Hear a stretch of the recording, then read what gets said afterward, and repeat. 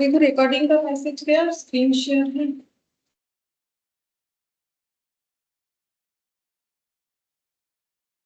हाँ मैम। अच्छा, देखो लास्ट क्लास में हम लोगों ने जॉब कॉस्टिंग जो है वो कंप्लीट कर लिया था। एक क्वेश्चन काफी बड़ा था वो बाकी रह गया, क्वेश्चन नंबर 2 और एमसीक्यू। तो पहले हम लोग क्वेश्चन नंबर 2 देख लेते हैं और एमसीक्यू कंप्लीट करते हैं, उसके बाद जो है प्रोसेस कॉस्टिंग स्टार्ट करेंगे, ठीक है। तो क्वेश्चन नंबर 2 देखो, थोड़ा पढ़ने में टाइम लगेगा। बोला क्या है, Aris plumbing and fitting limited.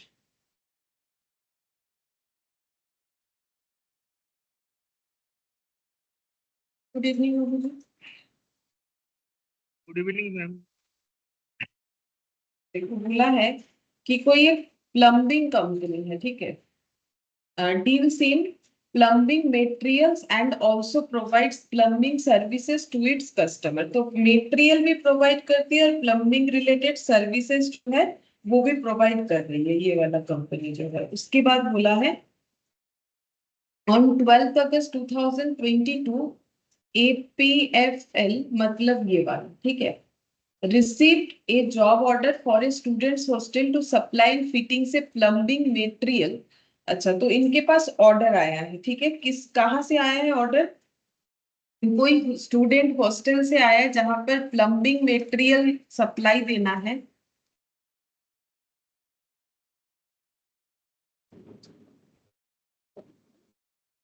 Good evening sir. जहां पर प्लम्बिंग मटेरियल सप्लाई देना है, ठीक है, और फिटिंग्स भी करना है। The work is to be done on the basis of specification provided by the hostel owner. तो बोल रहा है ये वर्क जो है वो कैसे करके देना है, प्लम्बिंग का जो काम है वो वैसे ही सेम टू सेम करके देना है उस स्पेसिफिकेशन के अकॉर्डिंग जो हॉस्टल ओनर बोलेगा। तो जॉब कॉस्टिंग हो गया, क्योंकि कस्टमर के स्पेसिफिकेशन के अकॉर्डिंग अगर हम लोग काम करके देते हैं तो वही जॉब कॉस्टिंग था।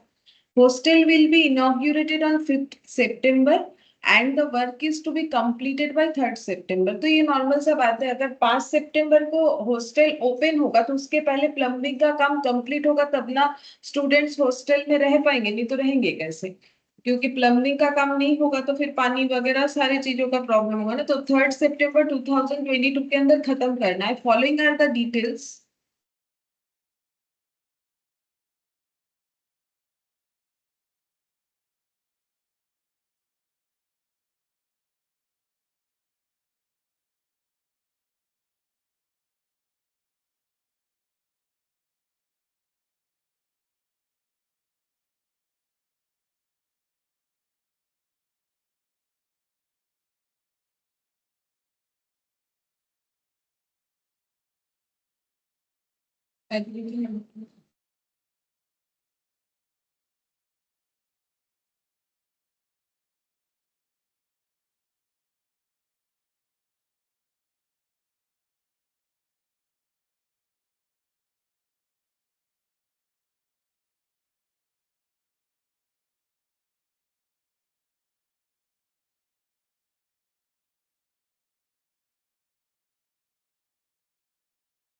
ठीक है, देखते हैं जब।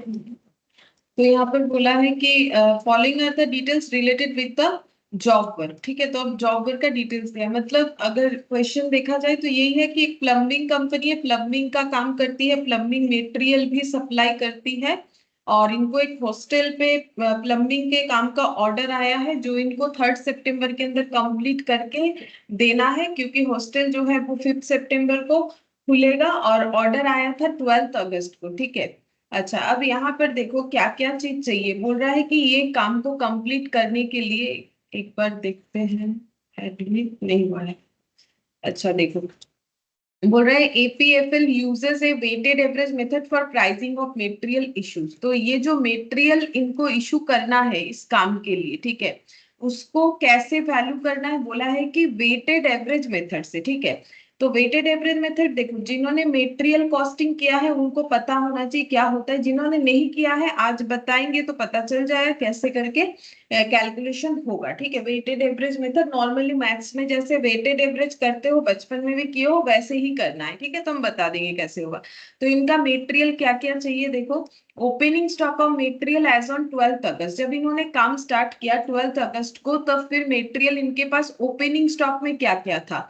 बोल रहा है कि 15 का कोई जीआई पाइप था, 20 का जीआई पाइप था, अदर फिटिंग्स मटेरियल था, स्टेनलेस स्टील था, और ये जो है वर्ल्व था। ठीक है, अब कौन सा चीज कितना यूनिट था, ये 12 यूनिट, ये 10 यूनिट, ये 60 यूनिट, ये 6 यूनिट, ये 8 यूनिट, और उसका ये सब साइज बताया है। ठीक है, अलग अलग साइज बताया, क्योंकि ये भी जीआई है तो ये 15 फीट का लेना पड़ा, ये 15 फीट का।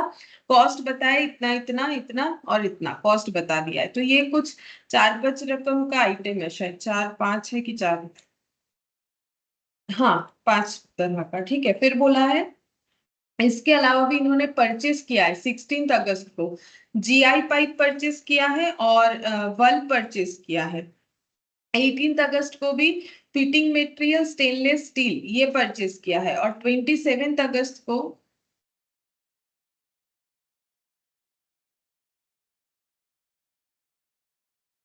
Good evening, good evening ma'am. और 27 अगस्त को देखो जीआई पाइप और वल मतलब बता रहा है कि क्या क्या परचेज किया। और फिर बोला issue for the hostel job. तो परचेज का मतलब देखो, जब भी हम लोग कोई मतलब ये कोई भी काम करते हैं तो उसके लिए रॉ मटेरियल खरीदना पड़ता है। ठीक है, उसके बाद हम लोगों को जितना रॉ मटेरियल चाहिए उतना हम लोग कंस्ट्रक्शन के काम में लगाते हैं, उसको बोलते हैं इशू करना। तो यहाँ पर उन्होंने वो जो काम लिया है उसके अगेंस्ट में उन्होंने कितना मटेरियल इशू किया है, तो 12 अगस्त को किया है जीआई पाइप फिटिंग मटेरियल, और 17 अगस्त को जीआई पाइप फिटिंग मटेरियल, 28 को जीआई पाइप दो तरीके का फिटिंग मटेरियल, और ये बल्ब, और ये यहाँ पर 30 अगस्त को भी इशू किया है। तो देखो ओवरऑल हमें क्या डिटेल्स दिया है पता है, इसको अगर हम थोड़ा सा, ये तो दिखेगा ही नहीं तुम लोगों को, जो भी होता हमें डिटेल्स दिया है कि मटेरियल इनके पास कितना था उस काम को एग्जीक्यूट करने के लिए, उन्होंने कितना परचेज किया और कितना क्लोजिंग स्टॉक में, सॉरी कितना परचेज किया और कितना इशू किया। ठीक है, मतलब इशू करने का मतलब यूज कितना किया। हम लोग को क्या निकालना है, मटेरियल कंज्यूम्ड, कि हम लोगों ने कितना मटेरियल कंज्यूम्ड किया है, लेकिन उसको वेटेड एवरेज मेथड से निकालना है, यही बात है। ठीक है, वैसे तो कंज्यूम हम लोग कैसे निकालेंगे कि मेरे पास ओपनिंग स्टॉक में इतना मटेरियल था, इतना परचेज हुआ और इतना हम लोगों ने कंज्यूम, तो ये जो इशू है वही तो मेरा कंज्यूम है, जो इशू है वही मेरा कंज्यूम है, जो इशू हुआ है वही कंज्यूम्ड होता है। लेकिन अगर हम लोग का इसमें कुछ मेथड फॉलो करने बोला है कि ये जो टेक्निक है इशू करने का, कि जैसे देखो ओपनिंग स्टॉक में भी मटेरियल है, परचेस में भी है, हम लोग कैसे मटेरियल इशू कर रहे हैं, तो उसके ऊपर अलग अलग मेथड होता है, जिसमें वेटेड एवरेज मेथड हमें करने के लिए बोला है। फिर डायरेक्ट लेबर बोला है कि प्लम्बर को 180 आवर्स के लिए 50 पर आवर करके देना है, जिसमें 12 आवर्स ओवर टाइम इंक्लूडेड है। हेल्पर को 192 आवर्स पे 30 पर आवर करके देना है।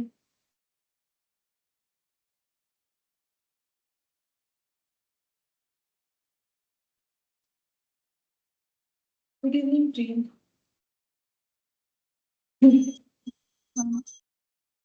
अच्छा, हेल्पर को देखो 192 आवर्स 35 पर आवर्स करके पे करना है, जिसमें 24 आवर्स ओवर टाइम है। ओवर टाइम कैसे देना है, 1.5 times of normal wage rate. तो जैसा क्वेश्चन इंस्ट्रक्शन दे रहा है हमें उसी तरीके से करना पड़ेगा, लेकिन करना क्या है वो देखते हैं, नीचे क्या बोला है। ओवरहेड का अप्लाई करना है 13 पर लेबर आवर करके। प्राइसिंग पॉलिसी क्या है, बोल रहा है it is company's policy to price all orders based on achieving a profit margin of 25% on sale. बोला है कि सेल पे 25% प्रॉफिट मार्जिन अर्न करना ही इनका जो है मतलब टारगेट है। ठीक है, हम लोग को प्रिपेयर करके क्या बोला है, बोला है कि टोटल कॉस्ट ऑफ जॉब, मतलब हमें एक जॉब कॉस्ट शीट बनाना है, फिर calculate the price to be charge from the customer. तो वो कॉस्ट शीट के अंदर ही हो जाएगा, तो मुझे सारे कॉस्ट लिखने हैं कि कितना है, तो कॉस्ट में आ जाएगा मेटेरियल लेबर वो प्राइम कॉस्ट बन जाएगा, फिर ओवरहेड ऐड करेंगे तो कॉस्ट ऑफ प्रोडक्शन हो जाएगा, और हम लोग को उस पर प्रॉफिट लगा के कस्टमर से क्या प्राइस चार्ज करना है वो कैलकुलेट करना है। तो देखो लेबर जो है, ओवरहेड जो है, वो तो आसानी से कैलकुलेट हो जाएगा। मेन यहाँ पर जो क्वेश्चन है वो मेटेरियल पे है, ठीक है। तो इसको कैसे करना है देखो हम बताते हैं। डायरेक्ट मटेरियल कंज्यूम मुझे निकालना है, तो देखो हम यहाँ पर बताते हैं कैसे करके कैलकुलेशन करना पड़ेगा। जिन्होंने वेटेड एवरेज मेथड किया हुआ है वो भी कर पाओगे, कोई प्रॉब्लम नहीं। जिन्होंने कभी नहीं किया है वो भी कर पाओगे, कभी ना कभी तो एवरेज किए होगे बचपन में कि कैसे करके एवरेज किया जाता है, वही मेथड हम लोग अप्लाई करें। तो एक वर्किंग नोट बनेगा ये वाला, ठीक है। तो हम वर्किंग नोट 1 पहले वर्किंग नोट ही बना रहे क्योंकि काफी जगह चाहिए होगा, ठीक है। तो यहाँ पर लिख देते हैं direct material consumed.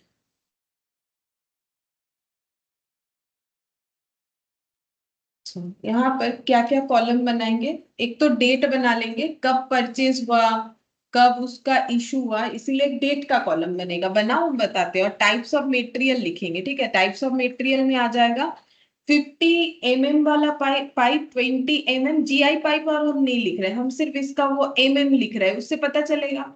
15 20 other fittings को हम लिख देते, अदर फिटिंग्स मटेरियल, तो OFM लिख दे रहे हैं इसको, ठीक है। स्टेनलेस स्टील जो है इसको हम लोग लिख देते हैं SS लिख देते हैं, चलो ठीक है। और ये जो बल्ब है उसको V लिख देंगे, ऐसे करके डिनोट करें, क्योंकि सारा चीज लिखने में तो टाइम जाएगा।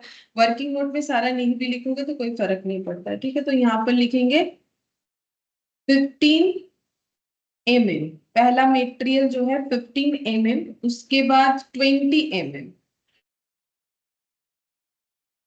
उसके बाद अदर फिटिंग्स मटेरियल, ये हो गया। उसके बाद स्टेनलेस स्टील था, और एक था वाल्व, ठीक है, ये हो गया। अच्छा, अब यहाँ पर और क्या लिखना पड़ेगा, इसमें हम लोग लिखेंगे क्वांटिटी, ठीक है, और क्वांटिटी, और यहाँ पर अमाउंट। हर एक जो है मटेरियल के नीचे लिखेंगे quantity amount, quantity amount, quantity amount, quantity और अमाउंट, ठीक है। अच्छा, अब कैसे कैलकुलेट होगा देखो हम बताते हैं। और ये सब जो है देखो जो भी हुआ है अगस्त के महीने पे हुआ है, जो भी डिटेल्स था ना, ओपनिंग स्टॉक देख लो, मेरे हिसाब से परचेज देख लो, सब अगस्त अगस्त अगस्त दिया हुआ है, देखो सब अगस्त के मंथ का है। तो हम इसमें एक काम करते हैं, ऊपर अगस्त लिख लेते हैं, तो बार बार मुझे वो डेट को मेंशन करने के लिए मंथ को मेंशन करने का जरूरत नहीं होगा, ठीक है। तो यहाँ पर लिख लेते हैं ये सब अगस्त के डिटेल्स का होने वाला है, ठीक है। इसको भी मैंने ऐसे कवर कर दिया। अब यहाँ पर लिखना स्टार्ट करते हैं। देखो क्या लिखना है, सबसे पहले मुझे ये लिखना है कि मेरे पास ओपनिंग स्टॉक में कितना था। देखो अब इसको रेडी कैसे करना है, इसको रेडी करना है वेटेड एवरेज मेथड से, ठीक है। वेटेड एवरेज मेथड से करेंगे, क्वेश्चन हमें बोला है WAM, वेटेड एवरेज मेथड से करेंगे। तो जैसा जैसा हमारे पास मटेरियल अवेलेबल है उस हिसाब से हमें उसको रिकॉर्ड करना है। तो सबसे पहले तो हमारे पास ओपनिंग स्टॉक ऑफ मटेरियल रहेगा, तो ओपनिंग स्टॉक ऑफ मटेरियल 12 अगस्त को है, और इसका डिटेल्स हम लोग लिखेंगे कितना कितना यूनिट है, ठीक है। तो यहाँ पर लिख लेते हैं, ये देखो 12, ठीक है। यहाँ पर नीचे लिख देते हैं ओपनिंग, तुम लोग ओपनिंग साइड में भी लिख सकते हो, ठीक है। अच्छा, तो 15 वाला जो पाइप है, पाइप ही था शायद, हाँ। तो वो कितना यूनिट था ओपनिंग में, 12 यूनिट 600 करके, ठीक है।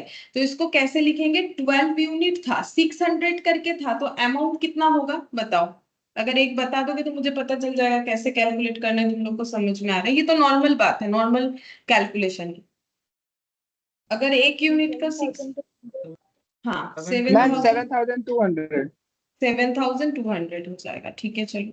अच्छा, फिर यहाँ पर 10 यूनिट 660 करके, तो वो भी लिखते हैं दूसरे वाले कॉलम में, 10 यूनिट 660 करके 600। यहाँ चाहो तो तुम लोग ना रेट का कॉलम भी कर सकते हो, जैसे मान लो यहाँ रेट लिख लिया तो वो रेट लिख सकते हो, लेकिन उसमें ना और भी ज्यादा टाइम लगेगा। ऐसे ही इतना बड़ा क्वेश्चन है तो हम रेट का कॉलम नहीं करें क्योंकि ये वर्किंग नोट में बनेगा, तो बिना रेट के कॉलम से रेट को क्वेश्चन में देखते हुए हम कर रहे हैं, ठीक है। अच्छा, फिर नेक्स्ट देखो यहाँ पर बोला है उसके बाद अदर फिटिंग 60 यूनिट 26 रुपीज करके, तो 60 यूनिट 26 करके देख लो कितना होगा। 1560 होगा, ठीक है। अगर हम गलत लिख रहे हैं तो हम लोग देख लेना एक बार। 60 यूनिट यस मैम, करेक्ट है। अच्छा, 6 यूनिट 204, उसके बाद वाला जो डेटा है 6 यूनिट 204, तो 204 इंटू 6 1224। अच्छा, 1224। और एक जो आइटम है वो है हम लोग का 8 यूनिट 404 करके, तो 8 यूनिट इंटू 404 3232 3232। तो ये हम लोगों ने क्या लिख लिया, ओपनिंग में हमारे पास क्या क्या डेटा है वो लिख लिया। अच्छा, अब इसके बाद क्या करना चाहिए, जैसे अकाउंट्स में हम लोग डेट के अकॉर्डिंग चलते हैं, यहाँ भी हमें डेट के अकॉर्डिंग चलना है।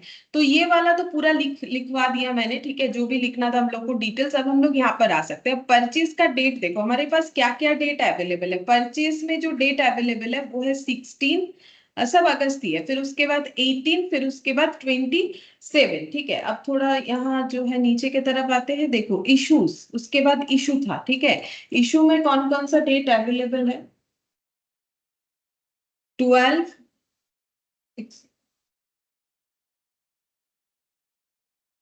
12, हाँ 12 है, और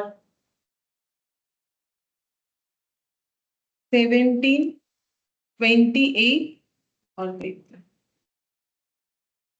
30, ठीक है। अब ये इशू का डेट है, ये परचेज का डेट है, हम लोगों को डेट वाइज चलना है। तो सबसे पहले कौन सा डेट आएगा, 12th वाला, ठीक है।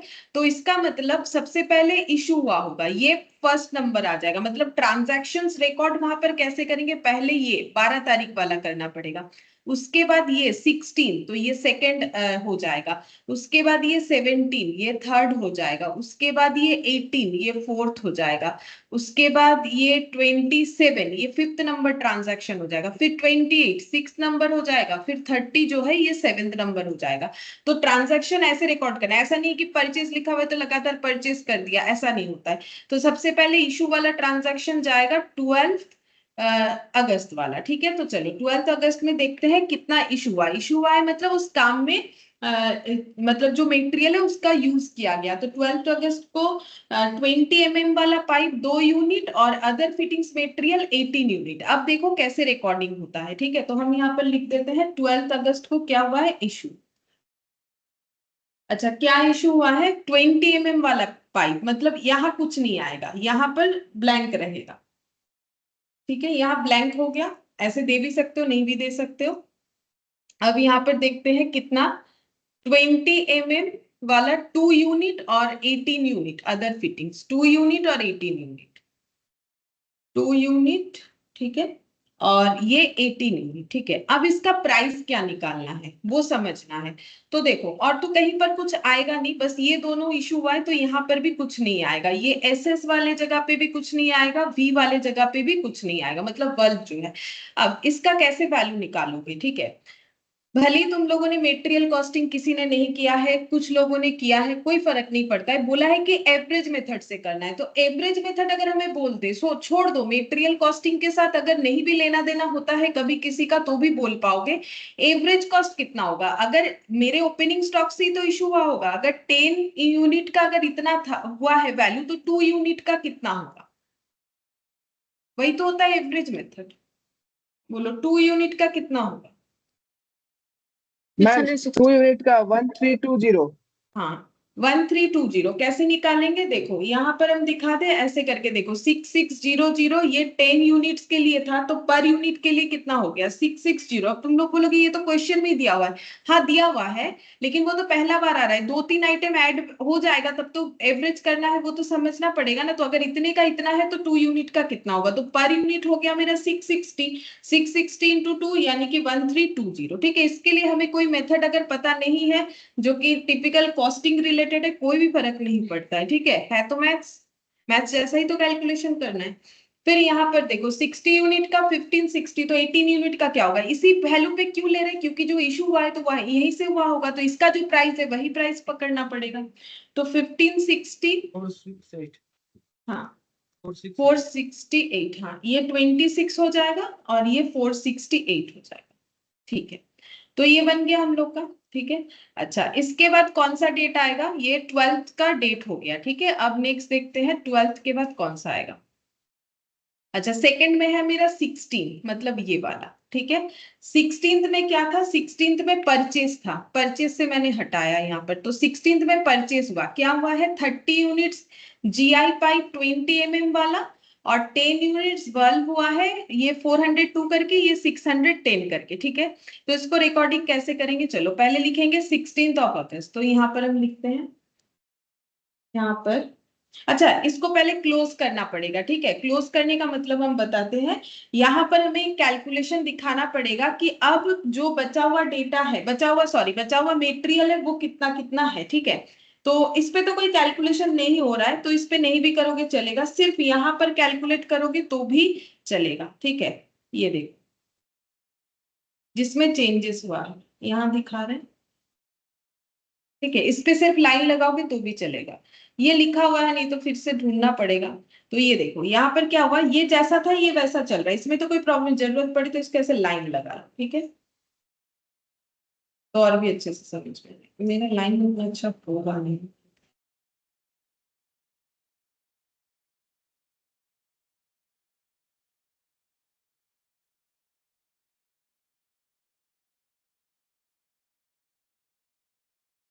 हम्म। अब देखो यहाँ पर ये जो था 10 यूनिट्स था, उसमें से 2 यूनिट इशू हो गया, तो बचा कितना वो दिखाना पड़ेगा। बाकी में क्यों नहीं दिखा रहे? क्योंकि बाकी में कोई ट्रांजैक्शन हुआ नहीं है, तो अब बेकार में टाइम जाएगा, इसलिए हम नहीं दिखा रहे। अगर लाइन लगा भी लेते हो तो 12 और 7200 यही लिख देना है, क्योंकि कुछ तो हुआ नहीं इस पे इम्पैक्ट। अब 10 यूनिट से अगर 2 यूनिट चला गया, यूनिट था कि कुछ और यूनिट था मुझे याद नहीं है, जो भी हो 10 से 2 चला गया तो कितना बचेगा? क्योंकि चला गया ना, इशू हुआ, इसका मतलब कितना बचेगा? अरे बोलो, 8 8 बचेगा। और कॉस्ट उसका कितना होगा? 6600 माइनस 1320, तो कितना हो जाएगा? 5280 5280 ऐसे भी कर सकते हैं, या फिर 8 इंटू 660 करोगे तो भी आ जाएगा। ठीक है, अच्छा यहाँ पर भी 60 से 18 चला गया, बचा 42, और यहाँ पर ये 42 इंटू 26 कर लो तो भी आंसर मिल जाएगा, माइनस नहीं भी करोगे तो भी चलेगा, 1092। ठीक है, तो इतना रेट का ये रह गया। अच्छा अब ये हम लोग नेक्स्ट, अब इस पे हम लोग जो है परचेज का इम्पैक्ट देंगे, तो 16 को हुआ है परचेज। ठीक है, क्या परचेज हुआ? अभी अभी हम लोगों ने देखा था, भूल गए, देखो फिर देखना पड़ेगा। परचेज कितना हुआ है? परचेज हुआ है मेरा यहाँ पर 16th को 30 यूनिट 20 mm पाइप और 10 यूनिट बल्ब। ठीक है चलो, 20 mm पाइप 30 यूनिट। ठीक है, और ये बल्ब हुआ है, मतलब इधर आना पड़ेगा, इधर। ठीक है, ये इधर हो जाएगा 10। अच्छा इसका प्राइस देख लेते हैं, प्राइस कितना बोला है? ये 610, ये 402, तो 402 इंटू 10 कितना हो जाएगा? 4020। ठीक है, और ये जो 30 है ये वाला कितना है? ये है हम लोगों का 610, तो 610 इंटू 30 कितना हो जाएगा?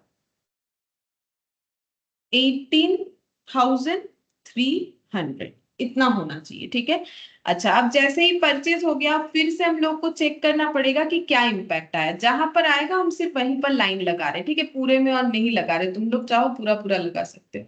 अब इसका बोलो, इसको जब हम लोग लाइन लगा के कैलकुलेट करेंगे तो कितना लिखेंगे? अब ये परचेज हुआ है तो उसके हिसाब से मुझे आंसर बताओ, तो यहाँ पर कितना लिखेंगे?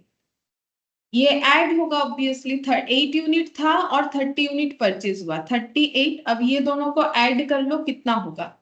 अब इसमें कुछ हम लोग जो है रेट नहीं लगा सकते, दो अलग अलग रेट का हो गया ना, तब दोनों को ऐड करना पड़ेगा। तो ऐड करके देख लो कितना होगा, 18,300 प्लस 5280, 23,580 ये आ जाएगा। ठीक है, अच्छा इधर देखते हैं बल्ब कितना था, 8 यूनिट था और 10 यूनिट परचेज हुआ, 18 यूनिट। पहले वाले का कॉस्ट था 3232 और ये हो गया 4020, यानी 7252 हो गया। ये परचेज दिखा दिया। तो हम लोग कर क्या रहे हैं, अगर परचेज हो रहा है, देखो सिंपल बात है, पहले हमारे पास ये ओपनिंग स्टॉक में इतना था, फिर हम लोगों ने ये दो मटेरियल इशू किया तो वैल्यू कम हो गया। ठीक है, फिर जब परचेज किया तो वैल्यू बढ़ गया, तो वही दिखाया मैंने। ठीक है, अच्छा अब नेक्स्ट हम लोग क्या करेंगे, इसके बाद देखो नेक्स्ट देखना पड़ेगा कि इसके बाद क्या हुआ है। ठीक है, तो इसके बाद देखते हैं क्या हुआ है।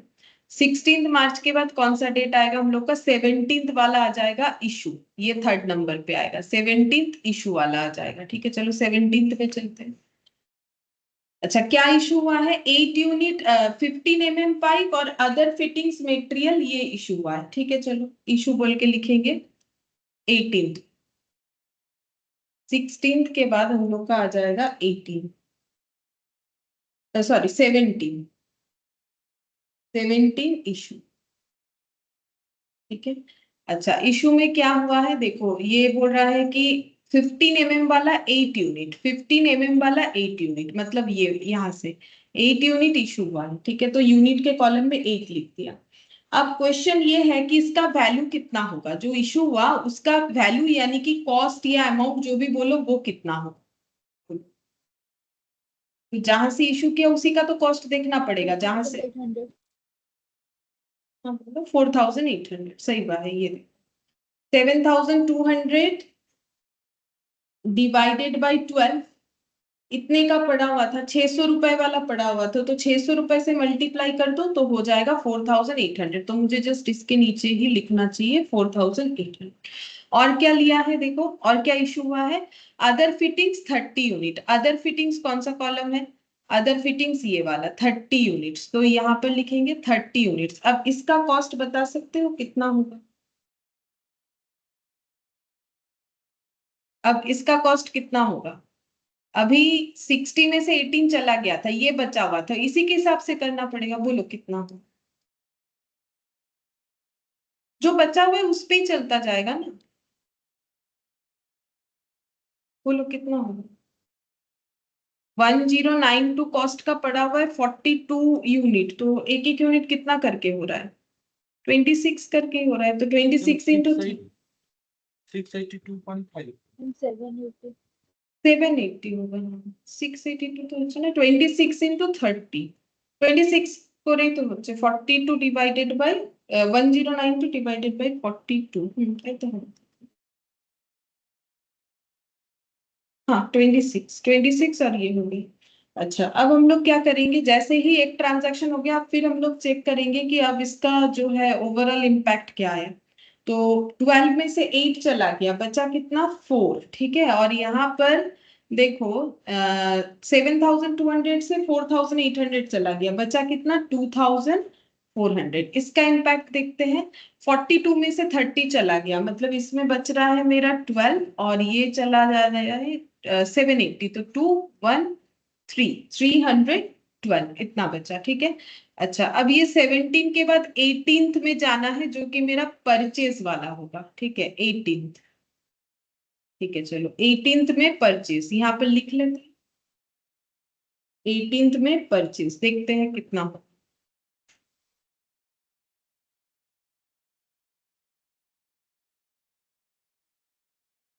ये रहा, बोला है अदर फिटिंग्स मटेरियल 150 और स्टेनलेस स्टील 15 यूनिट। अच्छा अदर फिटिंग्स मटेरियल कहाँ पर है, इसका कॉलम ये वाला, अदर फिटिंग्स मटेरियल है 150 और एक बल्ब वाला बोला था शायद,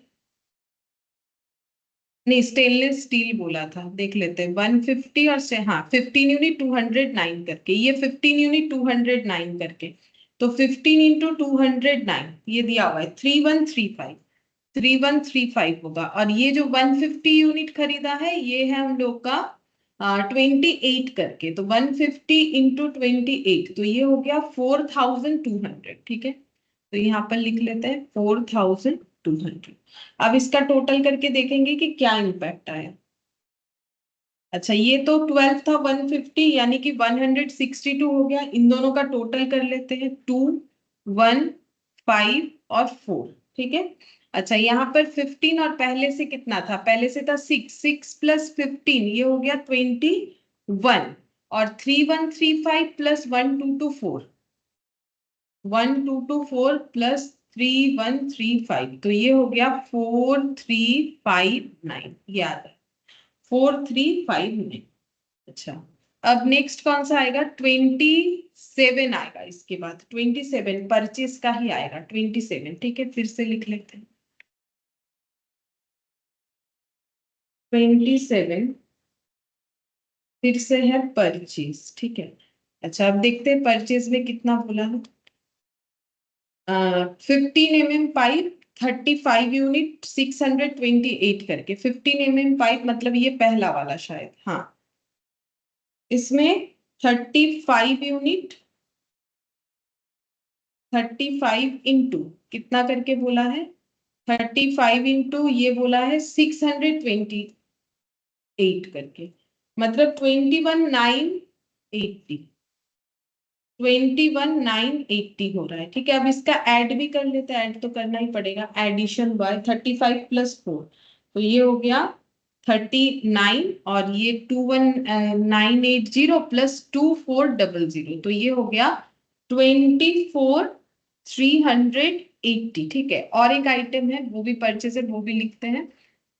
अच्छा, इसके बाद हम लोग का आ रहा है, एक नहीं और दो चीज है, ठीक है। तो ये आ रहा है हम लोग का 20 mm GI पाइप 20 यूनिट 600 करके, मतलब यहाँ पर आएगा 20 यूनिट 600 करके, नहीं 660 करके, तो 13,200। अब ऐड कर लेते हैं, तो 20 प्लस 38 58, और ये हो जाएगा 780 और 6 और 3 36,780। और एक आइटम है 12 14 यूनिट 424 करके, तो ये एकदम लास्ट वाला 14 यूनिट 420 5936, तो 14 प्लस 4 14 प्लस 18 32 5936 और 7252 तो ये हो गया 13188, ठीक है। तो देखो ये हम लोगों ने रेडी किया अभी तक 27, अब होगा 28 और 30, तो मुझे तो नेक्स्ट पेज में करना पड़ेगा। दोनों ही इशू से है 28 और 30, तो पहले 28 वाला, ठीक है। तो यहाँ पर लिखते हैं 28 को क्या हो रहा है देखते हैं। 28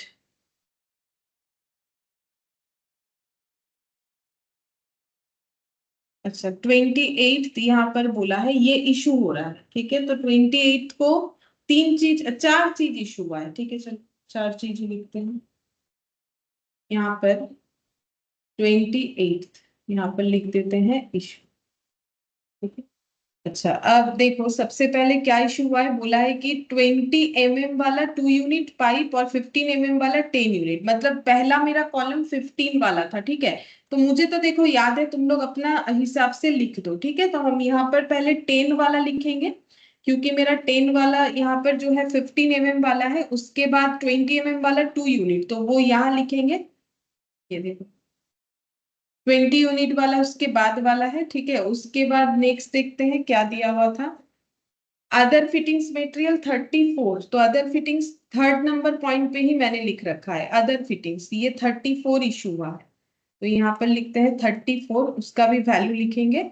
और नेक्स्ट है हम लोग का वल्व, ठीक है। तो वल्व है हम लोग का 6 यूनिट, वो फोर्थ नंबर पे ही था, नहीं 1 2 3 4 फिफ्थ नंबर पे था, बीच का एक जगह छूटेगा, यहाँ पर लिखना पड़ेगा मुझे।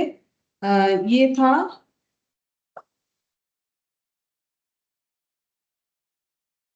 ये हम 6 कितना यूनिट था, अच्छा 6, ठीक है।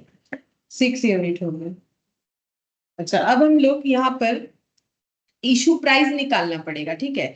अब देखो इशू प्राइस कैसे निकालोगे, तो लास्ट में जो आया यही तो मेरा एवरेज है, क्योंकि सब मिक्स्ड अप हो जा रहा है ना। मिक्स्ड करने का मतलब ही तो एवरेज है। मेरे पास दो टाइप का कोई प्रोडक्ट था, दोनों को मैंने मिक्स्ड कर दिया। मान लो एक ए प्रोडक्ट था, एक बी प्रोडक्ट था, दोनों को जब हम मिक्स्ड कर देंगे, और मान लो इसका 10 रुपया था, इसका 12 रुपया था, तो अभी कितना हो गया 22, ठीक है। अब ये मान लो मेरा था 2 किलो, ये मान लो मेरा था 4 किलो, ठीक है। तो अब डिवाइडेड बाई 7 करेंगे तो पता चल जाएगा। मान लो ये ऐसे था 11, तो फिर ये देखो ऐसे 3 रुपीज पर किलो हो जाएगा एवरेज ना। तो वैसे ही तो ये मिक्सड अप होके तो एवरेज हो गया।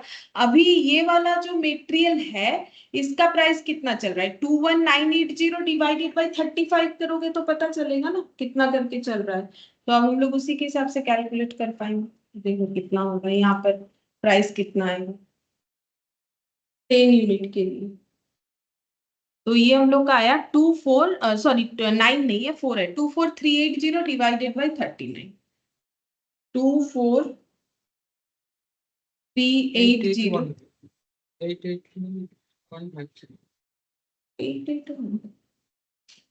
625 आवर का तो 24380 डिवाइडेड बाई 39, 625। 625. 625.12 है, तो हम इसको 0.128 है 0.13 कर देते हैं, इंटू 10 कर देंगे तो वो 10 यूनिट का निकल के आ जाएगा। 6251 इसको हम लिख देते हैं, 6251 यहाँ पर लिखते हैं, ठीक है। अच्छा, अब ये 2 यूनिट जो ये वाला था, इसका 58 36 780 करके प्राइस आया था। 36 780 डिवाइडेड बाई 58, 36,780 डिवाइडेड बाई 58, तो ये हो रहा है 634.14, 634.14 इंटू इसमें 2 करना है, 634.14 इंटू 2 यूनिट, तो 1268.28 आ रहा है। इसको राउंड में कर देते हैं 1268। अच्छा, फिर ये अदर फिटिंग्स मटेरियल, ये बचा था वैल्यू 162 यूनिट 4512, तो 4512 डिवाइडेड बाय 162 यूनिट,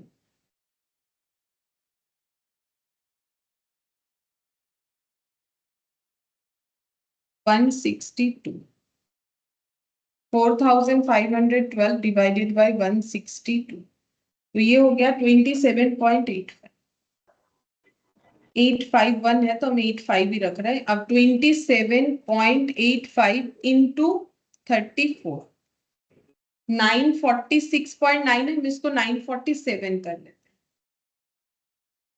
ठीक है। मिडिल वाला ब्लैंक है, ये लास्ट वाला।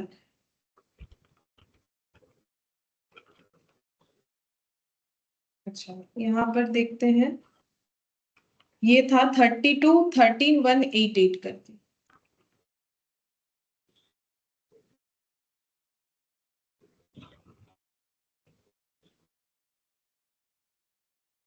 देखो यहाँ पर 32 1000 नहीं 13,000, इतना सारा डेटा है, 13188 चेंज करते करते गलत हो जा रहा है।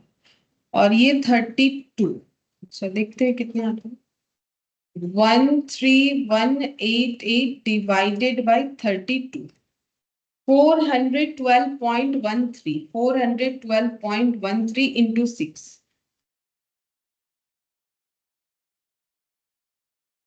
2472 पॉइंट से, मतलब 24, हम इसको राउंड करके लिखेंगे जैसे कि बाकी डेटा को लिखा है, 2473 कर दिया, ठीक है।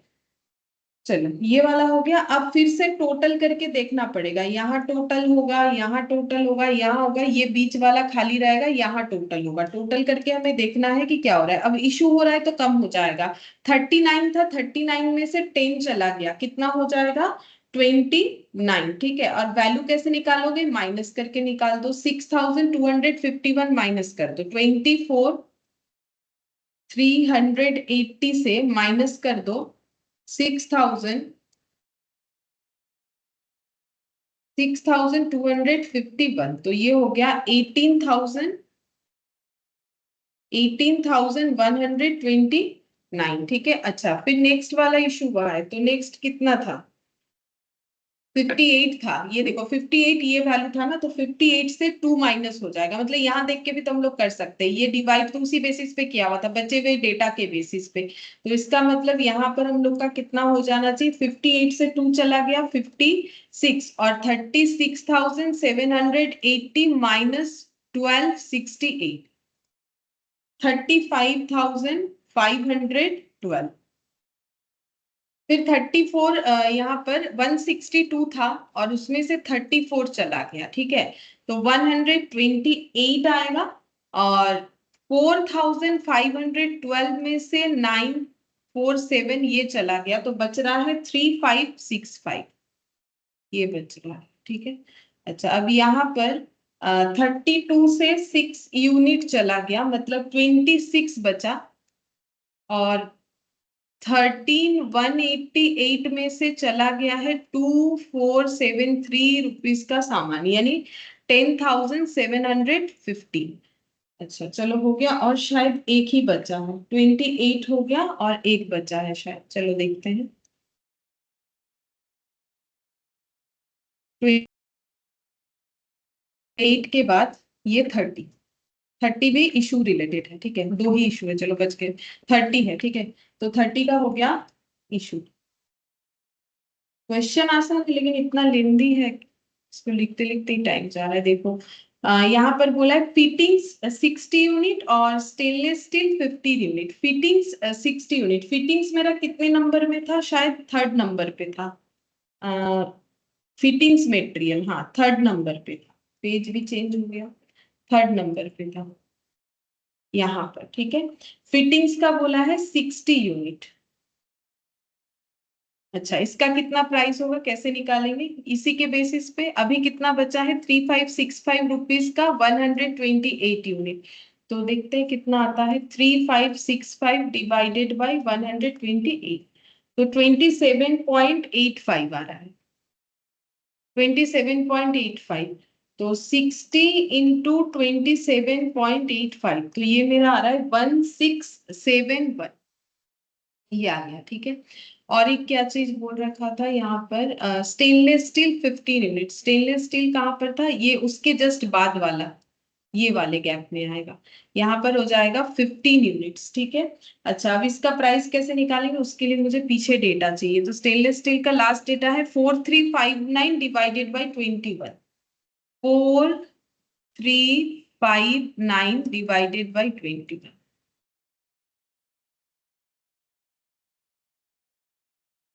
207.57, 207.57 इंटू 15, 3133.55 है, तो हम 3114 कर देते, क्योंकि मैंने पॉइंट वाला तो कोई डेटा रखा नहीं है, तो इस पे भी नहीं रख रहे। तुम लोग चाहो तो रख सकते हो, 3114 ऐसे कर दिया मैंने, ठीक है। और ये हम लोग का कंप्लीट हो गया, और तो नहीं करना पड़ेगा यहाँ पर, बस अब इसको क्लोज एक्सक्यूज मी मैम। बोलो मैम बोलो, सुन रहे हो, बोलो सुन रहे हो। मैम अगर ऐसे राउंड करेंगे तो ठीक रहेगा? हाँ, क्यों नहीं ठीक रहेगा? राउंड का कोई रूल्स वैसा थोड़ी ना होता है। राउंड का रूल्स क्या है? अगर पॉइंट के बाद 5 है तो कर सकते हो, करोगे तो आंसर अलग आएगा। अब ओके पॉइंट के मैम। बाद अगर 5 नहीं रहेगा तो कैसे कर दोगे? वो तो मैथ्स का नॉर्मल रूल्स है, उसके साथ तो कॉस्ट एंड यस मैम। किसी का कोई यस लेना मैम। देना नहीं है।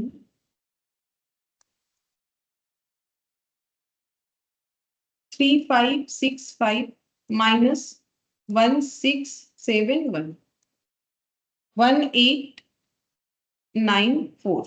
अच्छा, अब ये माइनस होगा इसके। अच्छा, इधर ही तो देख के लिख लूंगी, मेरा भी दिमाग खराब हो गया। ये देखो 15 और 20, 21 माइनस 15, 6, और 4354 माइनस 3114, ये गलत है। ये 9 है ना? अच्छा, एक खुद का हैंड राइटिंग मुझे खुद नहीं समझ में। 3114,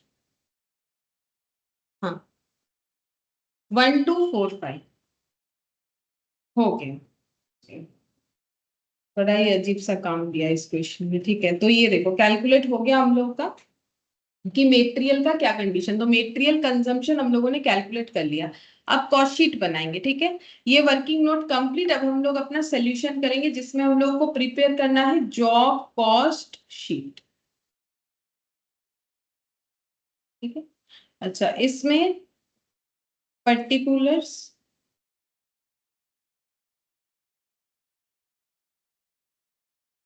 अमाउंट, अमाउंट। ठीक है, सबसे पहले क्या आता है मेटेरियल, तो यहाँ पर लिखेंगे डायरेक्ट मेटेरियल कंज्यूम्ड। अच्छा, कितने तरह का मेटेरियल था, 15 mm पाइप, तो हम सिर्फ 15 mm लिखेंगे, नहीं तो इतना लिखेंगे तो दिमाग खराब हो जाएगा। फिर 20 mm, फिर यहाँ पर अदर फिटिंग्स मटेरियल, सब शॉर्ट में लिखेंगे अदर फिटिंग्स मटेरियल। अच्छा, इसके बाद 4th नंबर पे लिखेंगे क्या नाम था, एक तो लास्ट वाला गलत था, ये अदर फिटिंग Double. एसएस, हाँ एसएस और फी।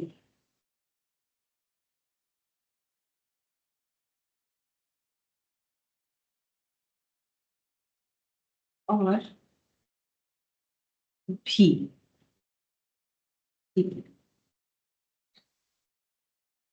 1 2 3 4 5।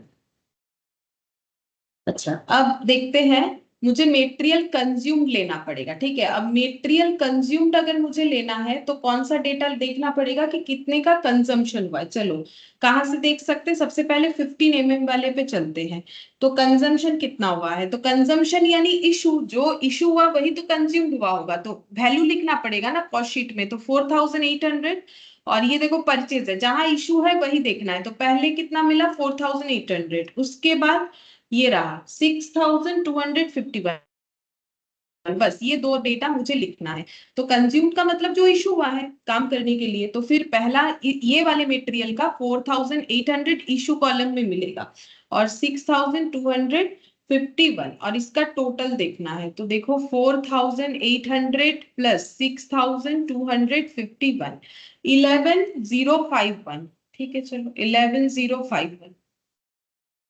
अच्छा, फिर नेक्स्ट ये 20 mm वाला देखते हैं, ये वाला, इसमें इशू, ओपनिंग इशू ये रहा 1320। ठीक है, अच्छा, और यहाँ नहीं हुआ है, यहाँ भी नहीं हुआ है, तो एक तो मुझे दिख गया इधर 1320, और इधर कुछ है तो वो लिखना पड़ेगा 1320, और इधर 1268।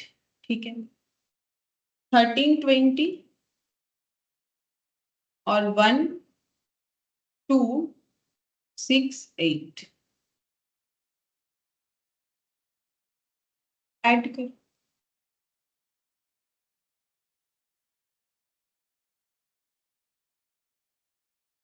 ऐड करते हैं तो ये हो गया 8892, 2980। 9 होगा कि गलत लिखा ना मैंने, 1320,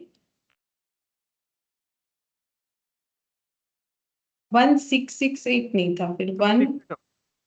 1268 था।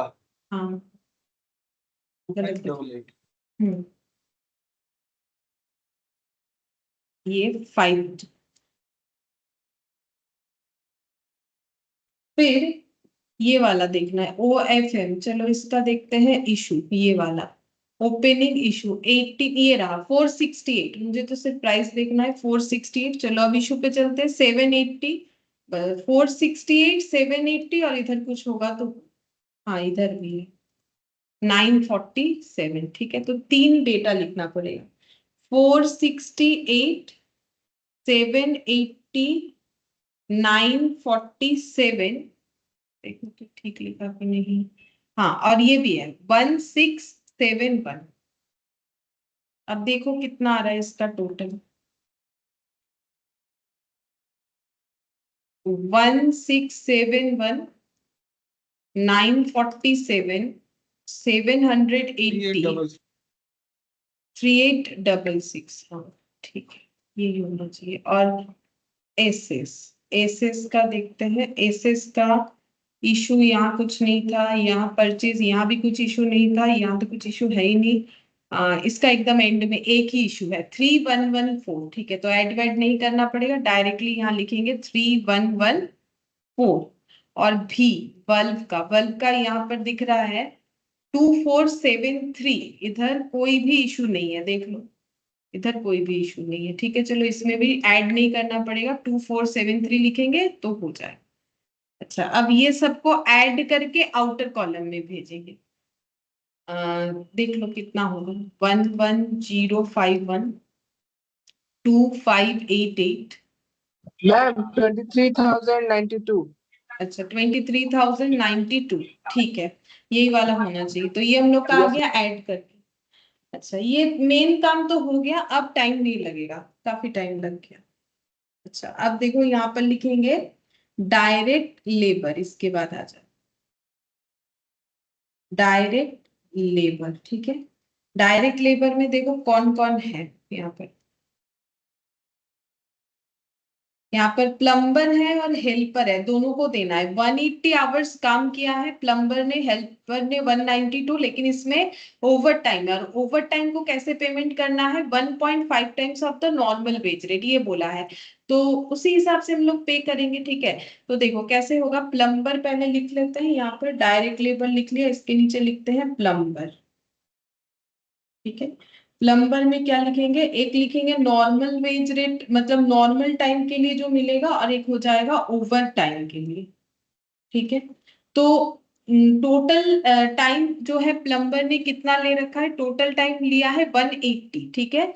और जिसमें से ओवर टाइम कितना है वो क्वेश्चन मुझे बता रखा है, 12 आवर्स ओवर टाइम है, ठीक है। तो ओवर टाइम नहीं था, ऐसा कितना टाइम होगा, इससे इसको माइनस करोगे तो पता चल जाएगा, तो 180 माइनस 12 करने से आ गया 168, ठीक है। अच्छा, अब हम लोग को क्या करना है, यहाँ पर 50 पर आवर करके जो है नॉर्मल वाला लगाना है, यहाँ पर 50 करके होगा यहाँ पर, ठीक है। और यहाँ पर भी 50 का 1.5 गुना होगा, क्वेश्चन बोल दिया है ना कि अगर ओवर टाइम होता है तो उसके लिए इतना करके पे करो, तो उतना करके ही करना पड़ेगा। अब इसका कैलकुलेशन करके देखना पड़ेगा कितना हो रहा है। तो यहाँ पर देखते हैं, ये अमाउंट वाला पहला कॉलम, ये अमाउंट वाला दूसरा कॉलम। चलो ये देखो 168 इंटू 50, देख लो कितना होगा,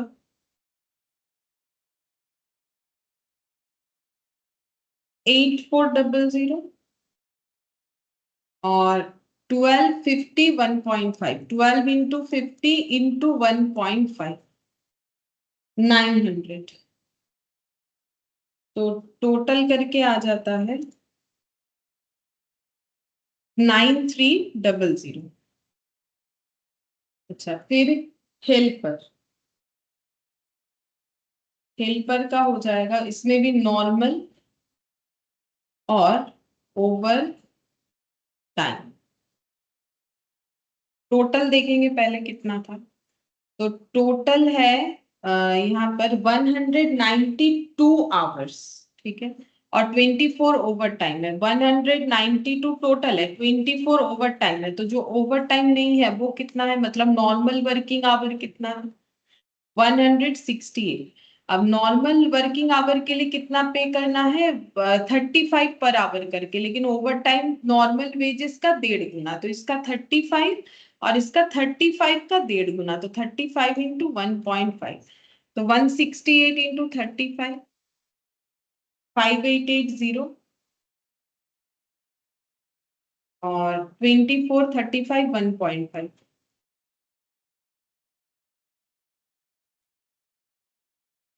1260। अच्छा, इसका टोटल हो जाएगा 7140, ठीक है। और ये दोनों का टोटल हमें आउटर में लिखना है, ठीक है। तो एक काम करते हैं, ऐसे करने से हो जाएगा प्रेजेंटेशन, इसको थोड़ा सा बाहर लिख दे, ऐसे जगह पे लिखते हैं 93007140। तो अब ये दोनों का ऐड करके हम आउटर में लिख देंगे, और अगर तुम लोग ऐसा नहीं लिख पा रहे, जगह नहीं, कोई बात नहीं, दोनों को अलग अलग आउटर में लिख, 9300 16,440, ये आ गया हम लोग का लेबर का। अब इसके बाद ओवरहेड ऐड होगा, चाहो तो प्राइम कॉस्ट लिख सकते हो, ठीक है, नहीं भी लिखने से चलेगा। अब यहाँ पर ओवरहेड, अच्छा, ओवरहेड कितना देने बोला है, पढ़ के देखते हैं। ओवरहेड बोला है अप्लाइड 13 पर लेबर आवर करके, लेबर आवर पे 13 रुपीस करके, तो लेबर आवर कितना था, ये रहा 180 और 192, ठीक है, चाहे ओवर टाइम हो या जो भी हो, तो हमें तो बोला है टोटल लेबर आवर पे, कुछ स्पेसिफाई तो किया नहीं है, तो फिर टोटल पे लेंगे। इस पे कितना करके देना पड़ेगा, टोटल लेबर आवर पे बोला है 13 रुपीस करके, तो फिर इस पे 13 लगाओ, जितना आएगा उतना। 180 प्लस 192 इंटू 13, तो ये हो गया 4836 यहाँ पे, ठीक है। और कुछ कॉस्ट नहीं है, अब इसको टोटल करना है बस। ये एक 16440 बार दोबारा बोल दीजिए ना मैम। कौन डबल 16440। 16440 ये तो एडिशन, ये चार्टेड एडिशन।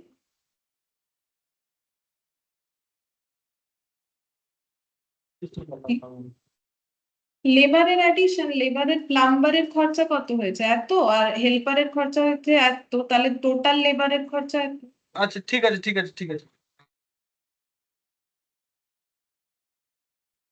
अच्छा, अब इसमें टोटल कॉस्ट करेंगे 16, ये आ गया। अच्छा, इसके आगे मेटेरियल 23092 44368 आ रहा है, 44368 टोटल करने से आ गया टोटल कॉस्ट, ठीक है। अच्छा, अब इस पे प्रॉफिट लगाना है, 25% ऑन सेल प्राइस बोला है, तो फिर कॉस्ट पे कितना होगा देख। 25% ऑन अगर सेल है मतलब 1/4 होता है, मैंने ये लास्ट क्लास में भी तुम लोग को समझाया था, तो 25/100 का मतलब होता है 1/4, तो 1 रुपीज प्रॉफिट 4 रुपीज सेल, क्योंकि ये सेल के ऊपर बोला है। तो इसका मतलब ऐसा कोई प्रोडक्ट है जिसको बेच के 1 रुपए का प्रॉफिट होगा, जब सेल प्राइस 4 रुपए होगा तो उसका कॉस्ट 3 हो जाएगा, तो कॉस्ट के ऊपर 1/3 होगा। तो 25% on cell that is 1/3 on cost, ऐसे करके भी कैलकुलेट किया जा सकता है। तो अब इस पे 1/3 लगाएंगे, ये भी तो कॉस्ट है मेरा, तो ये हो गया 14789.33 आ गया। तो अब इसको राउंड करने का कोई मतलब नहीं है, क्योंकि पॉइंट के बाद 3 आ गया है, तो 14789 हो गया। अब इसको ऐड करेंगे तो सेल प्राइस पता चल जाए, 44368 प्लस 14789, अच्छा 59157, ये हो गया सेल प्राइस। है तो नहीं कुछ क्वेश्चन में, लेकिन इतना ज्यादा इंफॉर्मेशन है, इतना ज्यादा लेंदी है कि टाइम लग रहा है। कॉस्ट शीट बनाने में तो कोई टाइम नहीं लगेगा, लेकिन इसको गैदर करने में टाइम लगेगा, क्योंकि हमें एवरेज मेथड से बता दिया है, ठीक है। और देखो कंप्लीट हुआ, लेकिन काफी टाइम लगा, जो भी हो। तो ये देखो हम लोग का बन गया ये वाला क्वेश्चन, और इसमें कुछ नहीं है, जॉब कॉस्टिंग हम लोग का कंप्लीट हो गया। अब इसका जो एमसीक्यू है वो एक बार तुम लोगों से फटाफट पूछ लेते, फिर उसके बाद प्रोसेस कॉस्टिंग स्टार्ट करेंगे।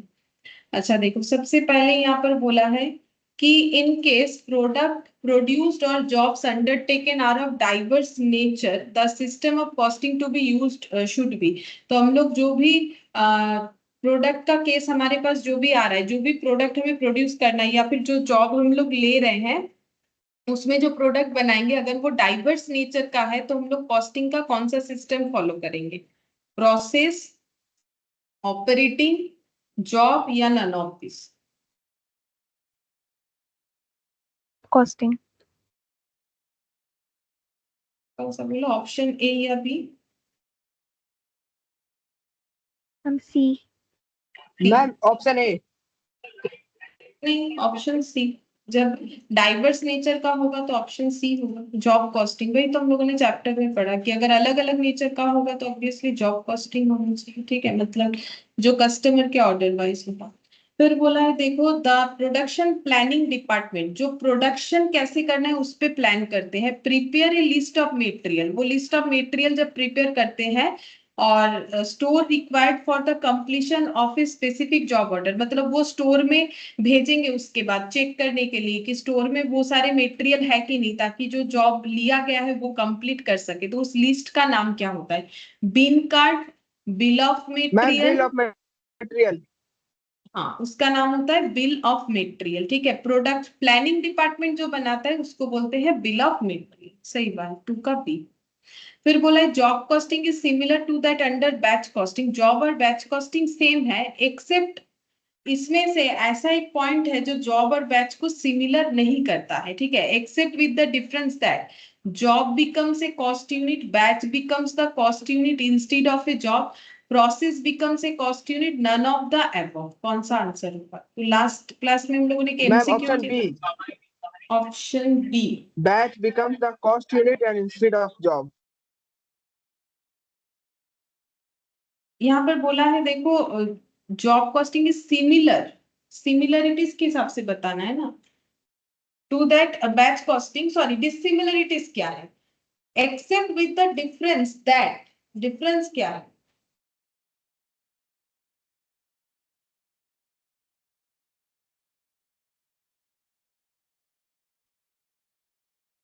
उल्टा हो जा रहा है ना। कॉस्ट यूनिट कौन बन, हाँ ए होगा। देखो, job becomes a cost unit, job actually कभी भी कॉस्ट यूनिट नहीं होता है ना, हम लोग का बैच कॉस्ट यूनिट होता है। ये तो मतलब ये तो सिमिलरिटीज हुआ ना, हम लोग को तो डिसिमिलरिटीज ढूंढना था, तो ऑप्शन ए होगा ना उसके हिसाब से। फिर 4th नंबर में देखो क्या बोला है, in job costing which of the following documents are used to record the issue of direct material to a job. हम लोग कौन सा डॉक्यूमेंट यूज करते हैं जहां पर ये रिकॉर्ड करते हैं कि मटेरियल जॉब में इशू हो रहा है? ठीक है, तो जो नोट यूज किया जाता है इशू करते वक्त मटेरियल को, तो वो कौन सा नोट हो सकता है? पढ़ के बताओ। Goods receipt note, material requisition note, purchase order, purchase requisition. क्या लग रहा है? पढ़ के सोचो। Ma'am material requisition. हाँ, ये होगा मटेरियल मटेरियल के। रिक्विजिशन। हाँ, बी, ऑप्शन बी होगा। कि देखो यहाँ पर हम लोग मटेरियल का रिक्वेस्ट भेजते हैं ना स्टोर में, तो स्टोर वाला वो मटेरियल फैक्ट्री में ट्रांसफर करेगा। इसका मतलब ये हो गया। गुड्स रिसिप्ट नोट कब होगा? जब डीलर मतलब जो सेलर है या सप्लायर है वो गुड्स भेजेगा, तो गुड्स रिसिप्ट नोट होगा। परचेज ऑर्डर, जब हम लोग परचेज करने के लिए परचेज डिपार्टमेंट जब परचेज ऑर्डर बनाएगा सप्लायर को देगा। और परचेज रिक्विजिशन जो है परचेज का रिक्वेस्ट नंबर जो होता है। तो मेटेरियल रिक्विजिशन तो मेटेरियल से रिलेटेड होगा, तो 4th का आंसर बी होगा। 5th नंबर में देखो क्या बोले, the most suitable cost system where the product differ in types of material and work perform. तो अगर बोल रहा है कि अलग अलग टाइप्स ऑफ मटेरियल यूज हो रहा है और अलग अलग काम कर रहे हैं, तो कौन सा सुटेबल कॉस्ट सिस्टम हमें फॉलो करना चाहिए? Job, process, operating, none of this.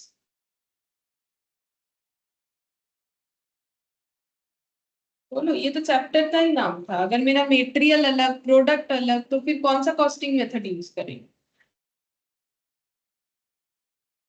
Obviously job costing. Ma'am job costing. हाँ, फिर विच of the following statement is true? इसमें से कौन सा स्टेटमेंट ट्रू है? Job cost sheet may be used for estimating profit of job, job costing cannot be used in conjunction with marginal costing, a production order is an order received from a customer for particular job, none of this। कौन सा true है ये बताओ।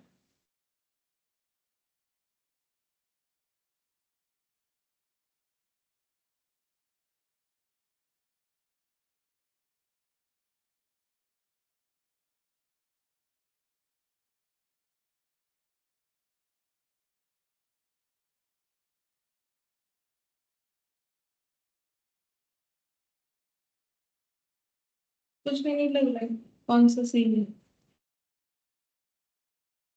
देखो, बोल रहे हैं कि जॉब कॉस्ट शीट मैम हम लोग, ऑप्शन ए, जॉब हाँ, कॉस्ट शीट में be used for estimating profits of job. ये तो डेफिनेशन में ही था कि जॉब कॉस्ट शीट हम लोग क्यों बनाते हैं। अभी भी तो निकाला ना, ताकि हमें पता चले कि एस्टिमेटेड कॉस्ट और प्रॉफिट कितना है। ये सब जॉब तो प्रॉफिट निकालने के लिए तो होता है, तो प्रॉफिट तो मिलेगा ही उसमें, मे बी क्यों है उसमें?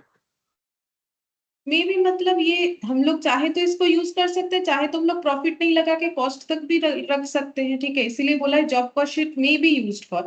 अब अगर ऑर्गेनाइजेशन को लगे तो यूज कर सकता है, नहीं लगे तो नहीं कर सकता। क्यों ऐसा होता है? क्योंकि वो स्पेसिफिक ऑर्डर पे होता है, ठीक है। मेरा कुछ स्पेसिफिकेशन था तो उसका जो प्रॉफिट बना, उसका जो कॉस्ट शीट बना वो अलग था, किसी और का कोई और काम रहा तो उसका स्पेसिफिकेशन अलग हो जाएगा ना। तो इसीलिए बोला है मे बी, इसीलिए मे बी बोला है, क्योंकि सभी कस्टमर का ऑर्डर एक जैसा हो ऐसा जरूरी है। लेकिन बाय चांस अगर कोई सिमिलर टाइप ऑफ प्रोडक्ट हमें मिल जाता है तो उस केस में हम लोग उसको यूज कर सकते हैं, इसलिए बोला है मे बी। क्योंकि ये लॉट में नहीं होता है ना, कस्टमर के डिमांड के अकॉर्डिंग होता है।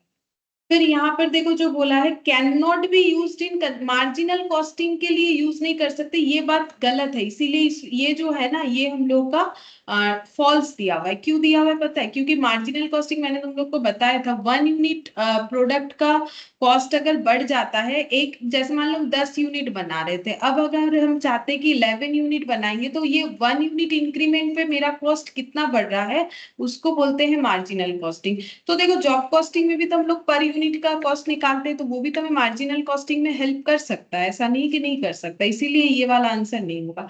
फिर बोला है production order is an order received from a customer for a particular job. बोल रहा है कि प्रोडक्शन ऑर्डर, देखो प्रोडक्शन ऑर्डर जो हम लोग को मिल रहा है वो हमेशा जॉब हो ऐसा जरूरी नहीं है, लॉट में भी तो मिल सकता है कि इतने सारे एक ही तरह का चीज बना के। तो ये जरूरी नहीं है कि प्रोडक्शन ऑर्डर आएगा जो वो मेरा जॉब ही होगा, ठीक है। वो बैच भी हो सकता है, इसीलिए ए वाला ट्रू। फिर सेवेंथ नंबर देखो, विच of the following statement is true, इसमें से कौन सा ट्रू है? Job cost sheet may be prepared for facilitating routing and scheduling of the job.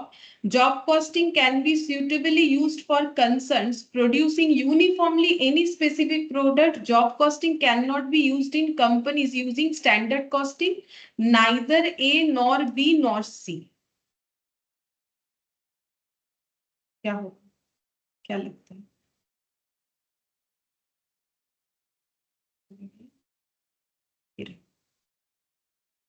सोचो, थोड़ा सोचो।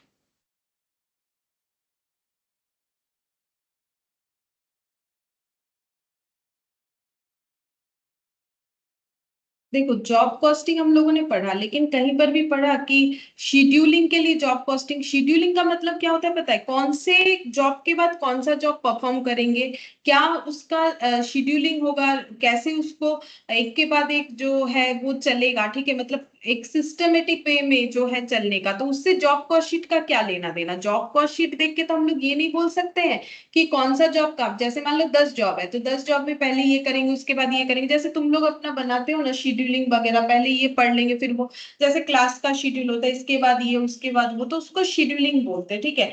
तो जॉब कॉस्ट शीट जो है वो शेड्यूलिंग के लिए प्रिपेयर नहीं किया जाता है, वो इसीलिए प्रिपेयर किया जाता है कि जो कस्टमर से हम लोगों ने ऑर्डर लिया है उसका कॉस्टिंग कितना आएगा उस प्रोडक्ट को बना के देने का या उस सर्विस को प्रोवाइड करके देने का, और उस पर प्रॉफिट कितना होगा। तो ये वाला तो नहीं है सही। फिर उसके बाद बोल रहा है job costing can be suitably used for concern producing uniformly any specific product. बोलो ये सही लग रहा है कि नहीं? बोलो। Job costing can be suitably used for concerns producing, ऐसे ऑर्गेनाइजेशन इसे यूज करते हैं या फिर उनके लिए सुटेबल है जो यूनिफॉर्मली एनी स्पेसिफिक प्रोडक्ट बनाते हैं। यूनिफॉर्मली, इस बात पे ध्यान दो और आंसर बोलो फिर सही है कि गलत है। यूनिफॉर्मली अगर है, लैंग्वेज में अगर यूनिफॉर्मली जोड़ दिया है तो ये सही होगा कि गलत? यूनिफॉर्मली बनाते हैं या फिर स्पेसिफिक बनाते हैं?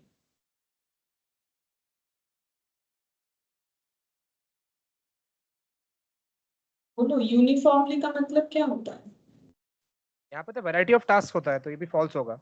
हाँ ये भी फॉल्स होगा, क्योंकि यहाँ पर हमारा यूनिफॉर्मली कहाँ होता है, अलग अलग स्पेसिफिक होता है ना, तो ये भी हम लोग का फॉल्स होगा। सही है, वही तो हम बोले कि यूनिफॉर्मली पे ध्यान दो तो फिर समझ में आएगा कि सही होगा कि गलत होगा। तो ये भी गलत हो गया, ठीक है। अब बचा या तो आंसर सी होगा या तो आंसर डी होगा। अब बोला है कि job costing can not be used in companies using standard costing. बोल रहा है कि स्टैंडर्ड कॉस्टिंग जो यूज करते हैं वो जॉब कॉस्टिंग यूज नहीं करते, ऐसा कुछ नहीं है। स्टैंडर्ड कॉस्टिंग का मतलब होता है कि अच्छा, स्टैंडर्ड कॉस्टिंग का जो मतलब कंसेप्ट होता है उसमें हम लोग एस्टिमेट करते हैं, ठीक है, कि हम सोच रहे हैं कि ये रॉ मटेरियल 12 रुपए पर किलो का मिल जाएगा, मार्केट में जाके देखें कुछ और हो गया। तो ऐसा नहीं है कि कोई स्टैंडर्ड कॉस्टिंग यूज करेगा तो वो जॉब कॉस्टिंग यूज नहीं कर सकता है, ऐसा कोई रीजन या ऐसा कोई लॉजिक नहीं होता है। तो इसका मतलब ये भी फॉल्स हो गया। तो उस हिसाब से देखा जाए तो neither A nor B nor C, ये वाला आंसर हम लोग का सही होगा, ठीक है, 7th नंबर। अच्छा ठीक है, चलो तो ये हम लोग का जॉब कॉस्टिंग कंप्लीट हुआ। अब हम लोग जो है प्रोसेस कॉस्टिंग स्टार्ट कर सकते हैं।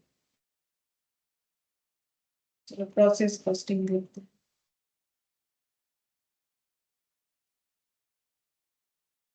प्रोसेस कॉस्टिंग क्या होता है, देखो यहाँ पर काफी बार तुम लोग को मिला ये इंफॉर्मेशन कि प्रोसेस कॉस्टिंग बोल के है, ठीक है।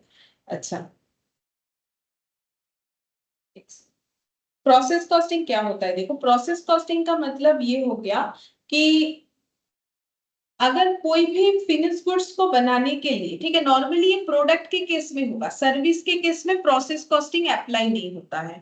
अगर हम लोग कोई प्रोडक्ट बना रहे हैं और जिसको प्रिपेयर करने के लिए हमारा मोर देन वन प्रोसेस का जरूरत हो रहा है, देखो प्रोसेस तो हर जगह पे जरूरत हुआ। अगर जॉब कॉस्टिंग देखोगे वो भी एक प्रोसेस है, मतलब उस पे भी कोई प्रोसेस अप्लाई होता है, जो भी प्रोडक्ट का डिमांड आता है। बैच कॉस्टिंग में भी प्रोसेस अप्लाई होता है, फिर अलग से प्रोसेस कॉस्टिंग क्यों? तो प्रोसेस कॉस्टिंग का मतलब ऐसा कॉस्टिंग सिस्टम जहां पर हमें मोर देन वन प्रोसेस के थ्रू से फिनिश गुड्स को जो जो है हम लोग मतलब हमें मिल सकता है, ठीक है। जैसे कि देखो,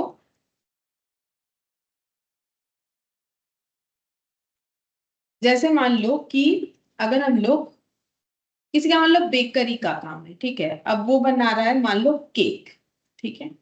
तो अब केक बना रहा है, अब देखो जैसे घर पे भी अगर कभी केक बनाते हो या बनाते हुए देखे हो घर पे माँ को या जो भी हो, तो वहां पर हम लोग देखते हैं ना, उसमें भी काफी प्रोसेस होता है। पहले तो उसका जरूरत का इंग्रेडिएंट्स लेके आओ, ठीक है। अब उसके बाद उसका पहला स्टेप होता है कि वो रॉ इंग्रेडिएंट्स जो है, मतलब ड्राई इंग्रेडिएंट्स को एक जगह पे करो, फिर वो जो वेट इंग्रेडिएंट्स है उसको, फिर दोनों को मिक्सड अप करो, फिर बेक करो, फिर अगर उसको कुछ डेकोरेशन वगैरह करना है तो वो करो, ठीक है। तो जो भी ये देखो, ये हम लोग क्या कर रहे हैं, बड़े ऑर्गेनाइजेशन पे कर रहे हैं। घर पे तो देखो हमें लगेगा कि क्या मतलब लगातार कोई किए जा रहा है, लेकिन जब बहुत ज्यादा प्रोडक्शन होता है ना, उस केस में क्या होता है, जैसे देखो ये केक वाला ही बताते हैं, तो मान लो पहले उनको क्या करना पड़ेगा, पहले प्रोसेस जो वन है उसमें मान लो उनको क्या करना है, रॉ मटेरियल को इनपुट देना है, ठीक है। अब रॉ मटेरियल को इनपुट देना है मतलब सारे रॉ मटेरियल को मिक्सड अप करके जो बैटर है वो बना लेना है, तो उसका एक आउटपुट आएगा। तो वो एक अलग सेक्टर हो गया कि उनका काम ही है सारे रॉ मटेरियल्स को मिक्सड अप करना, जो भी क्वांटिटी में करने का जरूरत है। तो ये प्रोसेस वन हो गया, लेकिन अभी तक केक नहीं बना। फिर प्रोसेस टू में क्या करना है, ये जो प्रोसेस वन का आउटपुट है यही प्रोसेस टू का इनपुट हो जाएगा, ठीक है। प्रोसेस वन का जो आउटपुट है वही प्रोसेस टू का इनपुट हो जाएगा। अब यहाँ पर क्या किया जाएगा, बेक्ड किया जाएगा, ठीक है। यहाँ पर क्या किया जाएगा, बेक्ड किया जाएगा। अब बेक्ड मशीन में जो भी ओवन वगैरह है वहां पर डाल दिया गया, फिर उसका जो आउटपुट आया उसको हम लोग प्रोसेस थ्री में इनपुट दे देंगे, ठीक है। अब उसका क्या काम होगा, मान लो यहाँ पर हमें डेकोरेशन करना है, मतलब वही क्रीम वगैरह जो लगाना होता है, ठीक है, वो ऊपर उस पे लगा दिया गया। अब इससे जो आउटपुट आया, अब इसको हम लोग प्रोसेस फोर में ट्रांसफर कर देंगे। और प्रोसेस फोर में क्या ट्रांसफर करना है, यहाँ पर मान लो इसको हम लोग क्या करेंगे, इसको पैकिंग करती है, बेचना है ना, तो मान लो पैकिंग करती है, तो ये अलग डिपार्टमेंट में ये अलग प्रोसेसिंग सिस्टम हो गया कि कैसे करके पैक होके निकलेगा। और उसके बाद ये बन जाता है फिनिश गुड्स, ठीक है। तो देखो ये प्रोसेस करने में हमारा मोर देन, ये काम करने में मोर देन वन प्रोसेस का जरूरत होगा ही होगा। तो ऐसे केसेस में प्रोसेस कॉस्टिंग का यूज करना पड़ता है नॉर्मली, ठीक है। अच्छा अब देखो इसका हम तुम लोग को थोड़ा लिखवा देते हैं कि meaning and importance of process costing. Meaning and importance of process costing, ठीक है। प्रोसेस कॉस्टिंग का मीनिंग क्या हुआ और इसका इंपॉर्टेंस क्या है, ठीक है। तो अभी जो बताया वही हम लिखवा रहे थे, यहाँ पर लिखेंगे there are many industries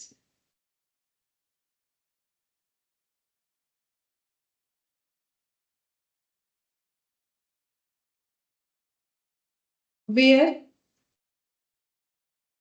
total manufacturing procedure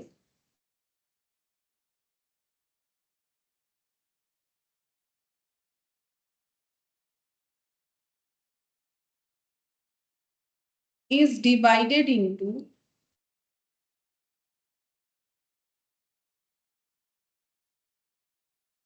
suitable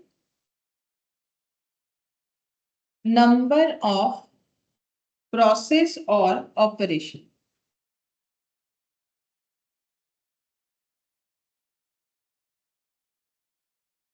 In such manner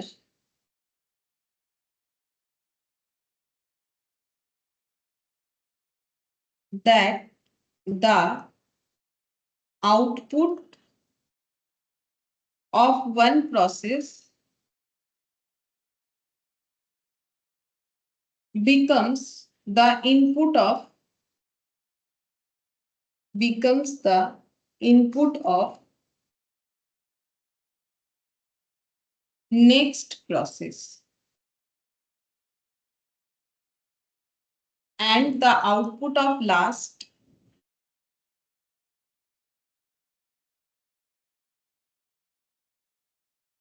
process is final output. तो अभी मैंने तुम लोग को जो एग्जाम्पल दिया और जो भी समझाने का कोशिश किया वही वाला देखो मैंने यहाँ पर लैंग्वेज में लिख दिया है कि बहुत सारे ऐसे इंडस्ट्रीज होते हैं जहां पर टोटल मैन्युफैक्चरिंग प्रोसीड्यूर को जो है कुछ नंबर ऑफ सूटेबल प्रोसेस या ऑपरेशंस में डिवाइड किया जाता है। ऐसे मैनर में वो ऑपरेशंस डिवाइड होते हैं कि एक का आउटपुट दूसरे का इनपुट होना चाहिए, ये लिंक बनना चाहिए, तभी जाके वो प्रोसेस कॉस्टिंग होगा। सिर्फ नंबर ऑफ प्रोसेस बड़ा बात नहीं है, एक का आउटपुट दूसरे का इनपुट होना चाहिए और लास्ट प्रोसेसिंग से जो आएगा वही मेरा फाइनल आउटपुट या फिनिश गुड्स होना चाहिए। इसी चीज को बोलते हैं प्रोसेस कॉस्टिंग। ठीक है, अच्छा अब हम लोग प्रोसेस कॉस्टिंग क्यों पढ़ेंगे? हम लोग को क्या करना है, हर एक प्रोसेस का कॉस्ट निकालना है। जैसे प्रोसेस वन में जितना भी प्रोसेस हुआ वहां पर कॉस्ट पर यूनिट कितना है, जितना यूनिट बना उसका कॉस्ट पर यूनिट यहाँ पर निकालना है, कॉस्ट पर हर एक जगह का अलग अलग मुझे एसर्टेन करना है कि कॉस्ट कितना करके इनकट हो रहा है, तो वो इंपॉर्टेंस में लिखेंगे। ठीक है, इंपॉर्टेंस या ऑब्जेक्टिव जो भी बोलो। ठीक है, तो अब इंपॉर्टेंस लिख रहे हैं तो इंपॉर्टेंस का पहला पॉइंट यहाँ पर इंपॉर्टेंस के लिए लिख रहे हैं। ठीक है, तो यहाँ पर पहला पॉइंट आ जाएगा to ascertain the cost incurred in each process, जो मैंने अभी बोला। ठीक है, हर एक प्रोसेस में कितना कॉस्ट इनकर्ड हो रहा है वो हम लोग को फाइंड आउट करना पड़ेगा। मतलब प्रैक्टिकली जब हम लोग क्वेश्चन को सॉल्व करेंगे तो यही चीज करने वाले हैं कि हर एक प्रोसेस में हमें कॉस्ट आइडेंटिफाई करके बताना पड़ेगा। फिर नेक्स्ट लिखेंगे to absorb the cost incurred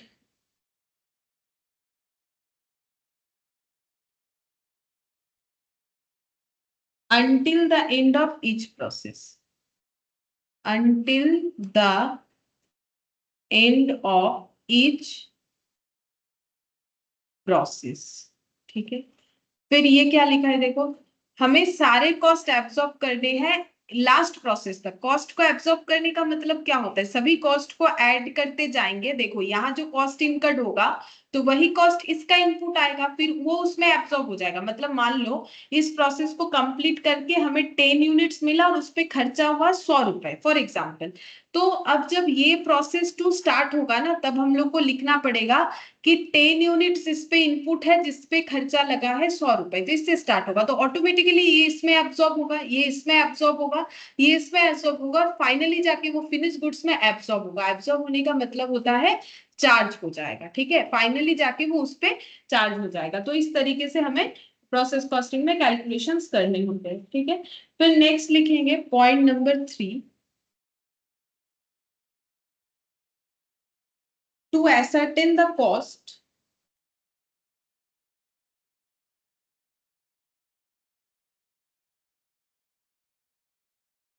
incurred in all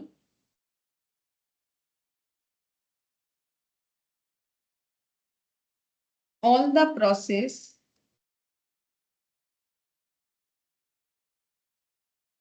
taken together। to ascertain the cost incurred in all the process taken together। उसके बाद वही फाइनली फिनिश गुड्स का कॉस्ट निकालना है, तो उसको निकालने के लिए क्या करना पड़ेगा, सारे प्रोसेस का कॉस्ट एक साथ लेके हमें कैलकुलेट करना पड़ेगा। ठीक है, तो ये हमारा पहला इंपॉर्टेंस हो गया। ठीक है, फिर नेक्स्ट हम लोग लिखेंगे यहाँ पर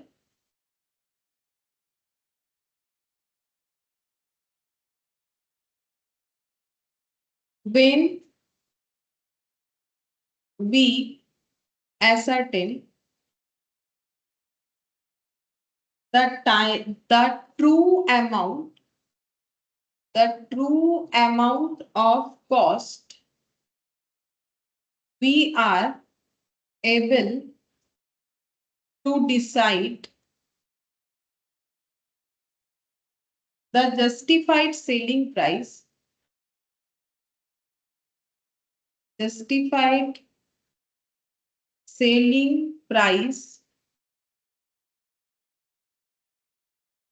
to be charged from the customer। अच्छा ये फोर्थ नंबर कर दो, मैंने ये फ्रॉम द कस्टमर। ठीक है, तो देखो अगर हम लोग कॉस्ट आइडेंटिफाई करेंगे, ट्रू अमाउंट ऑफ कॉस्ट, तभी ना हम लोग उस पे डिजायर्ड प्रॉफिट को लगा के कस्टमर से जस्टिफाइड प्राइस जो है वो ले पाएंगे, मतलब सेलिंग प्राइस को हम लोग जस्टिफाई कर पाएंगे। ठीक है, अच्छा अब नेक्स्ट पॉइंट लिखेंगे with the help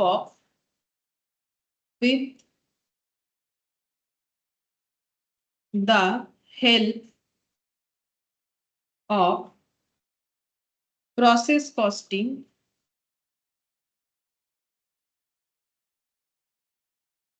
the management may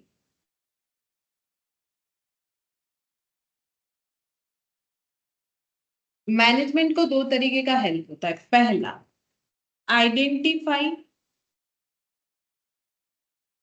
the cost importance on each process. हर एक प्रोसेस का कॉस्ट जो है वो कितना इंपॉर्टेंट है वो आइडेंटिफाई कर सकते हैं। फिर और एक क्या हेल्प होता है, locate those process where unnecessarily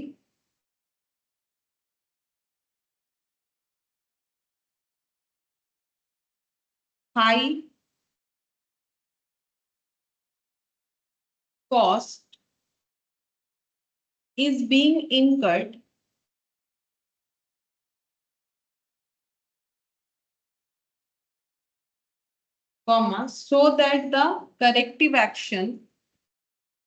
so that the corrective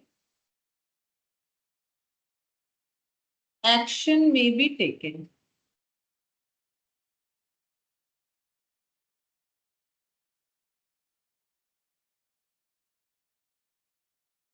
देखो मैनेजमेंट को क्या हेल्प होगा, मैनेजमेंट ये आइडेंटिफाई कर लेगा कि कौन से प्रोसेस में कितना कॉस्ट लग रहा है, वो कितना इंपॉर्टेंस है। ठीक है, उसका इंपॉर्टेंस कितना है, मतलब जैसे मान लो फॉर एग्जांपल कि ये जो मान लो डेकोरेशन जो हो रहा है वो ना जो बेक्ड कर रहा है वो भी कर सकता है, जो बेक्ड कर रहा है वो भी केक को डेकोरेट करने का काम कर सकता है। तो अगर हमें लगे कि और एक प्रोसेसिंग डिपार्टमेंट जो है वो चल रहा है, वो अननेसेसरीली कॉस्ट इनकट कर रहा है हमारे लिए, तो हम लोग उसको चाहे तो एलिमिनेट कर सकते हैं। वो तो मैनेजमेंट डिसाइड कर सकता है अपनी ऑर्गेनाइजेशन का सिचुएशन देख के।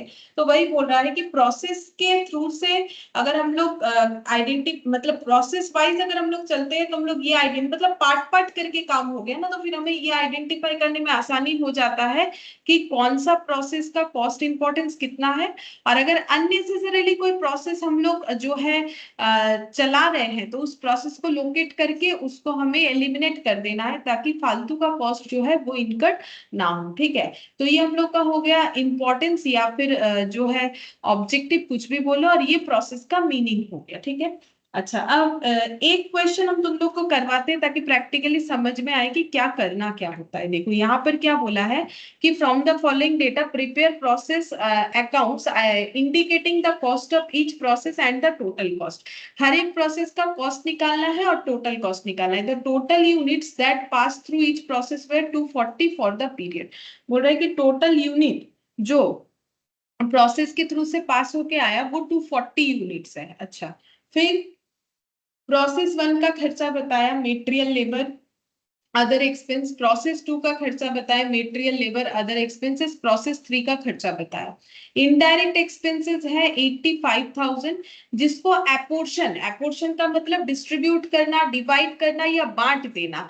कैसे बांटना है? वेजेस के बेसिस पे, on the basis of wages. तो जैसा बोला है वैसा बांट देंगे, कोई ओपनिंग क्लोजिंग स्टॉक नहीं है, ठीक है। तो हम लोग को कैलकुलेट क्या करना है, हर एक प्रोसेस का कॉस्ट पर यूनिट कैलकुलेट करके देना है, ठीक है। चलो देखो यहाँ पर हम पहले तुम लोग को ना ड्रॉ करके समझाते हैं कि क्वेश्चन में हमें क्या बोला है, ठीक है। ये ड्रॉ करना जरूरी नहीं है, हम एक क्वेश्चन पहला वाला है तो हम समझा देते हैं। तो हम लोग का मेनली 3 प्रोसेस है, एक प्रोसेस 1 है, उसके बाद वाला प्रोसेस 2 है, उसके बाद प्रोसेस 3 है, ठीक है। ये हो गया। अच्छा, सबसे पहले यहाँ पर हम लोग क्या देंगे, इनपुट में क्या दे रहे हैं। देखो प्रोसेस 1 में जो जा रहा है इनपुट में मेटेरियल लेबर अदर एक्सपेंसेस, तो यहाँ पर हम लिख लें मेटेरियल लेबर और अदर एक्सपेंसेस, ठीक है। अब इसका वैल्यू जो है वो है कुछ 1,50,000, हम 1.5 लाख लिख रहे हैं, ये तो समझाने के लिए लिख रहे हैं ना हम, तुम लोगों को अभी जो क्वेश्चन करवाएंगे उसमें पूरा लिखेंगे। 80,000 और 26,000, तो 80K 26K का मतलब 1000 होता है, ठीक है। अच्छा, अब ये सब इनपुट जाएगा, ये जो टोटल है ये मेरा इनपुट जाएगा, तो ये तो इनपुट का कॉस्ट हो गया, ये सब कॉस्ट है।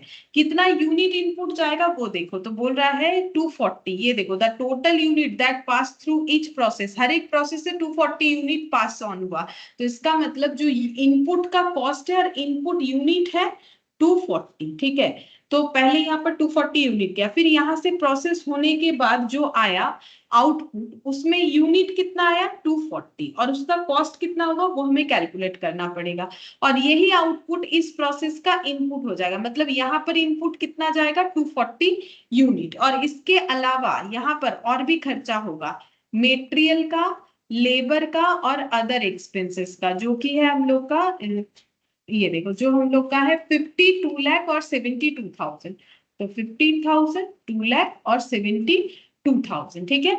ये 240 यूनिट यहाँ से पास ऑन होगा, फिर यहाँ पर कुछ एक आउटपुट आएगा, कितना आएगा 240, क्वेश्चन ही बता दिया है। फिर ये 240 वाला ही इधर इनपुट हो जाएगा, ठीक है, यहाँ पर आ जाएगा, प्लस इस पे और कुछ खर्चा लगेगा मेटेरियल लेबर और अदर एक्सपेंसेस का। तो मेटेरियल का कितना है 20, 60 और 25, अच्छा 20,000, 60,000 और यहाँ पर 25,000, ठीक है। और फिनिश गुड्स में जो इन आउटपुट आया वो हम लोग का कितना है, वो भी 240 है। कैसे पता चला, क्वेश्चन खुद बोल रहा है कि 240 हर एक प्रोसेस से पास ऑन होके चला, ठीक है। तो इस तरीके से हमें इसका कैलकुलेट करना है। अब टोटल इनडायरेक्ट एक्सपेंसेस कितना था, ये देखो टोटल एक इनडायरेक्ट एक्सपेंसेस भी था जो कि 85,000 था, उसको हमें वेजेस के अकॉर्डिंग जो है दिखाना है। तो वेजेस कितना है 80,000, वेजेस मतलब लेबर 80,000, 2 लाख और 60,000, तो हमें इसको डिस्ट्रीब्यूट करना है वेजेस के रेशियो में। अब रेशियो में भी कर सकते हो या फिर प्रोपोर्शन करके भी कर सकते हो। तो 80, 2 लाख और 60,000, मतलब हम लोग बोल सकते हैं 8:20:6 उसमें डिस्ट्रीब्यूट करके देना है। तो 8:20:6 का मतलब हो गया 26 + 8, तो ये हम लोग का आ जाएगा 34। तो 85,000 डिवाइडेड बाय 34 इंटू 8, तो ये हो गया 20,000 डिवाइडेड बाय 8 इंटू 20, तो सेकेंड वाले में चला जाएगा यहाँ पर 85,000 डिवाइडेड बाय 34 इंटू 20, 50,000, और ये 6 से मल्टीप्लाई हो गया 15,000, सही लिखा मैंने, 85,000 डिवाइडेड बाय, हाँ 34 ही तो 34 इंटू 8, 8:20:6। वैसे मेरा कुछ गलत हो रहा है क्या, कैलकुलेशन मैच क्यों नहीं कर रहा है ना, ठीक है चलो ठीक है। यहाँ पर हो गया, फिर डिवाइडेड बाय ये हो जाएगा इंटू 6, यानी कि ये मेरा 12,000 है। हाँ ठीक है, 12 नहीं 15 होना चाहिए शायद, कुछ तो गलत हो रहा है मेरा कैलकुलेशन। 85 डिवाइडेड बाय 34 इंटू 6, तो ये होना चाहिए 15,000। हाँ ये होना चाहिए, ठीक है। अच्छा अब देखो हम लोग को करना क्या होता है, ऐसे प्रोसेस कॉस्टिंग के क्वेश्चन में हमें एक एक प्रोसेस का कॉस्ट निकालना है। तो यहाँ पर हमारा अकाउंट्स ज्यादा अप्लाई होगा कॉस्ट से, ठीक है। अकाउंट्स का मतलब डेबिट क्रेडिट और कुछ नहीं, मतलब मुझे एक अकाउंट बनाना पड़ेगा, लेजर बनाना पड़ता है। प्रोसेस कॉस्ट, प्रोसेस 1 का लेजर बनेगा, ठीक है। पहले लेजर में हम डिटेल्स में लिख के दिखाते हैं हमें क्या क्या लिखना पड़ता है, ठीक है। तो यहाँ पर डेबिट लिखना पड़ेगा जैसे लेजर में लिखते हो, यहाँ क्रेडिट लिखना पड़ेगा, पर्टिकुलर्स और यूनिट टोटल। हम 2 कॉलम करते हैं, कोई कोई 3 कॉलम भी करता है, रेट भी लिखता है। चाहो तो लिख सकते हो, नहीं लिखोगे तो मेरे जैसा 2 कॉलम से भी होता है, पर्टिकुलर्स, यूनिट और टोटल, ठीक है। अब देखो प्रोसेस कॉस्टिंग में अगर कुछ खर्चा हुआ तो प्रोसेस कॉस्टिंग डेबिट होगा, ठीक है। तो उसी तरीके से चलेंगे। तो सबसे पहले क्या खर्चा हुआ प्रोसेस 1 में, मेटेरियल का, तो process costing account, process account debit to material, जैसे तुम लोग करते हो कि नॉमिनल अकाउंट में जैसे रिकॉर्ड करते हो वैसे ही होगा। मेटेरियल हम लोगों ने कितना दिया है, पहला वाला देखो 1,50,000, यहाँ से देख के बताते हैं 1,50,000 दिया है। और मेटेरियल का ना यूनिट होता है, ये जो यूनिट है ना 240, वो किस पे अप्लाई करोगे, मेटेरियल है, लेबर है, अदर एक्सपेंसेस है, तो ऑब्वियसली मेटेरियल पे अप्लाई करोगे क्योंकि लेबर का तो यूनिट नहीं होता है। तो जब भी कोई यूनिट बोलेगा तो वो ऑब्वियसली मेटेरियल के लिए एप्लीकेबल होता है। फिर टू लेबर, तो लेबर का खर्चा हुआ है 80,000, ठीक है। और उसके बाद to other expenses, to other expenses हम लोग का है 26,000। और इसके अलावा एक ओवरहेड देना है, टू इनडायरेक्ट एक्सपेंसेस। सबका नेटवर्क इशू हो रहा है। इनडायरेक्ट एक्सपेंसेस, ठीक है। इनडायरेक्ट एक्सपेंसेस कितना होगा, 85,000 टोटल बोला था, उसको हमें डिस्ट्रीब्यूट करना पड़ेगा। ये देखो पहला वाला हो जाएगा 8/34, 8/34, और इसका आंसर आया, कैलकुलेट कर चुके हैं हम लोग 20,000, ठीक है। तो ये हो जाएगा हम लोग का 20,000, 20,000। तो ये हम लोगों ने खर्चा किया। अब टोटल करो, 240 यूनिट हम लोगों ने प्रोडक्शन इनपुट दिया, और एक्सपेंस कितना किया, ये हो गया 1,00,000, और ये हो गया 2,50,000 और 60, मतलब 2,76,000, ठीक है, 2,76,000। अब यहाँ पर इसको हमें क्लोज करना है, लेजर जैसे क्लोज करते तो इधर 240 आ जाएगा, इधर 2,76,000 आ जाएगा, और इसको लिखना क्या है, ये ट्रांसफर हो जाएगा नेक्स्ट प्रोसेस में, इस प्रोसेस का आउटपुट नेक्स्ट प्रोसेस में जाएगा। तो debit the receiver, credit the giver. तो रिसीवर प्रोसेस 2 है, तो process 2 account debit to process 1, तो यहाँ पर हो जाएगा बाई प्रोसेस 2 ट्रांसफर, ठीक है। ये ट्रांसफर करेंगे तो ये हो गया 240 और 2,76,000। अब मुझे निकालना है कॉस्ट पर यूनिट, ठीक है। तो कॉस्ट पर यूनिट निकालेंगे, मतलब एक यूनिट का कॉस्ट कितना हुआ, तो 240 का कॉस्ट अगर 2,76,000 हुआ है तो 240 यूनिट का कितना होगा, तो कैलकुलेट करने से ही पता चलेगा। 2,76,000 divided by 240, 1150 rupees, 1150 per unit, ठीक है। बस इतना ही सिंपल होता है, लेकिन इसमें भी काफी सारे डिफिकल्टीज, मतलब अलग अलग एडजस्टमेंट आएगा। फिलहाल ये क्वेश्चन इतना ही सिंपल है। फिर हम लोग निकालेंगे इसमें प्रोसेस 2 का, प्रोसेस 2 अकाउंट बनाएंगे, ठीक है। उसमें भी सेम तरीके से तुम लोग को डेबिट, क्रेडिट और यूनिट्स वगैरह लिखना है, यूनिट अमाउंट, अमाउंट। हम और पर्टिकुलर डेबिट क्रेडिट वो सब नहीं लिख रहे हैं, ठीक है। अच्छा सबसे पहले प्रोसेस 1 से जो इनपुट है उसको एक्सेप्ट करना पड़ेगा। तो debit the receiver, credit the giver, cross posting हो जाएगा, बाई प्रोसेस 2 है तो यहाँ टू प्रोसेस 1 हो जाएगा, 240, 2,76,000। बाकी खर्चे को ऐड करते हुए जाएंगे, to material, to labour, to other expenses, और टू हो जाएगा इनडायरेक्ट एक्सपेंस, ठीक है।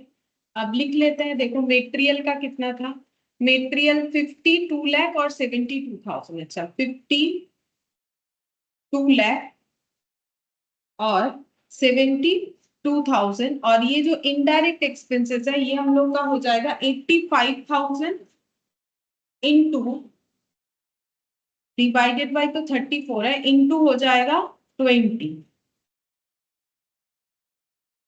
और ये कैलकुलेट करने से आता है 50,000। ऑलरेडी कर चुके हैं हम लोग कैलकुलेशन, ये देखो 50,000 आ रहा है, ठीक है, यहाँ पर किया हुआ है 50 और इसके बाद वाला 15 आएगा। तो अब देखो यहाँ पर गलती से दोबारा मटेरियल में 240 मत लिख दो, क्योंकि हम लोगों ने ये इनपुट यूनिट लिया हुआ है, इस पे सिर्फ मटेरियल का खर्चा हुआ है, ठीक है। एक ही 240 यूनिट जो है हर एक प्रोसेस से पास ऑन हुआ है, ऐसा बोला है। अगर यहाँ यूनिट बोल देता तो ही हम लोग लेते, बोला तो नहीं है क्वेश्चन में, और खुद से नहीं देगा तो हम लोग थोड़ी ना कुछ एजम्पशन कर सकते। 50-50 1 लाख, 1 लाख और 2 लाख 3 लाख, 3 और यहाँ पर 2 हो गया 5 लाख, 5 लाख और यहाँ पर हो गया 6,48,000। अब ये ट्रांसफर हो जाएगा थर्ड वाले प्रोसेस में by process 3, by process 3 transfer, ठीक है। 240 6,48,000, तो यहाँ पर हो गया 240 और यहाँ पर हो गया 6,48,000। लेजर क्लोज हो गया। इसके नीचे भी मुझे लिख के दिखाना है कॉस्ट पर यूनिट। क्या ये सब में करना जरूरी है? हाँ जरूरी है, करना पड़ेगा, ठीक है। तो यहाँ पर लिखेंगे कॉस्ट पर यूनिट, क्योंकि हम लोगों ने अभी अभी पढ़ा कि प्रोसेस कॉस्टिंग का ऑब्जेक्टिव क्या है, हर प्रोसेस का कॉस्ट कैलकुलेट कर। तो 6,48,000 डिवाइडेड बाई 240 यूनिट, तो ये आ जाएगा हम लोग का 648,000 divided by 240, 2,700 rupees per unit. इतना करके एक एक यूनिट का कॉस्ट है। अब नेक्स्ट हम लोग लास्ट प्रोसेस करेंगे, दैट इज प्रोसेस 3।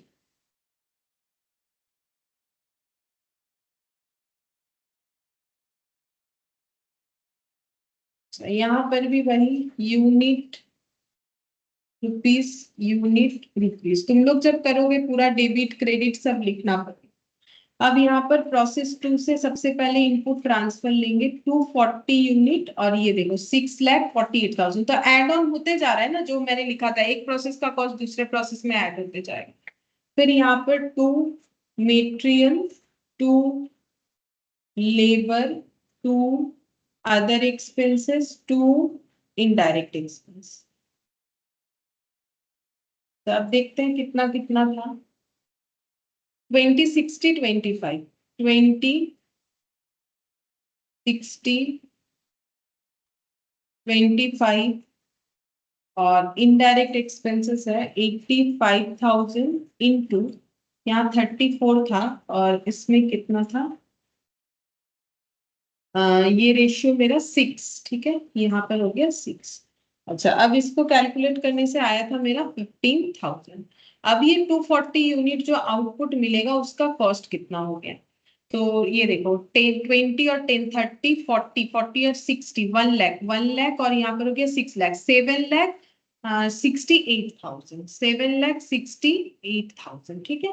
फिर यहाँ पर ये जो है ये और कहीं ट्रांसफर नहीं होगा, यही फिनिश गुड्स बन गया, तो ये फिनिश्ड स्टॉक में ट्रांसफर होगा, ठीक है। फिनिश स्टॉक जहां रखते हैं वहां पर ट्रांसफर होगा फिनिश स्टॉक, या फिर इसको फिनिश्ड गुड्स भी लिख सकते हो। तो 240 यूनिट फिनिश गुड्स आया जिसका कॉस्ट हो गया है 6,78,000। तो यहाँ हो गया 240, यहाँ हो गया 7,68,000। अब इसका भी कॉस्ट पर यूनिट निकालना पड़ेगा, तो कॉस्ट पर यूनिट हो जाएगा 7,68,000 डिवाइडेड बाय 240 यूनिट, ठीक है। तो ये डिवाइड करने से आ जाएगा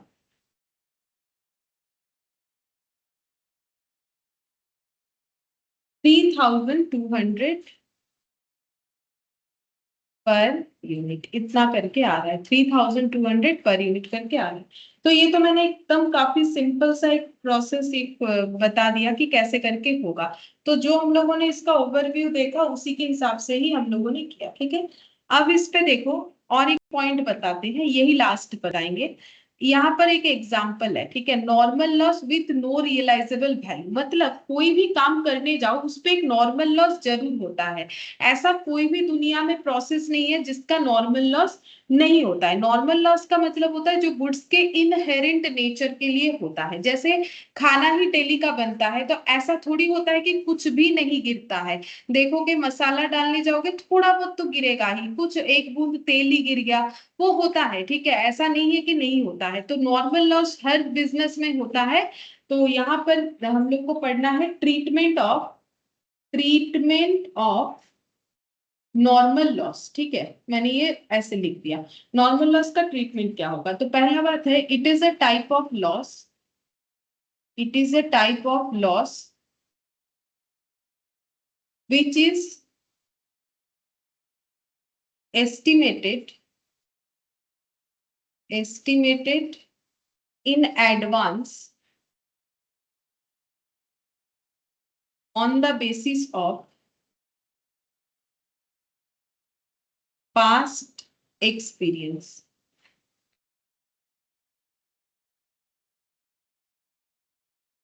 It is recorded on the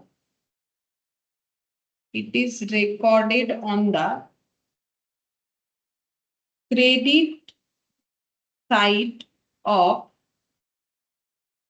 process account and entry is, क्योंकि हम लोग एंट्री पास कर रहे हैं ना, तो entry is recorded at the amount of realizable value, यानी कि स्क्रैप वैल्यू पे हम लोग इसको जो है रिकॉर्ड करते हैं, ठीक है। ये बात समझ में आ जाएगा, ये जो एग्जांपल है वो करवा देते हैं तो समझ में आ जाएगा। पहला बात ये बता देते, ये कोई भी बिजनेसमैन अपना लॉस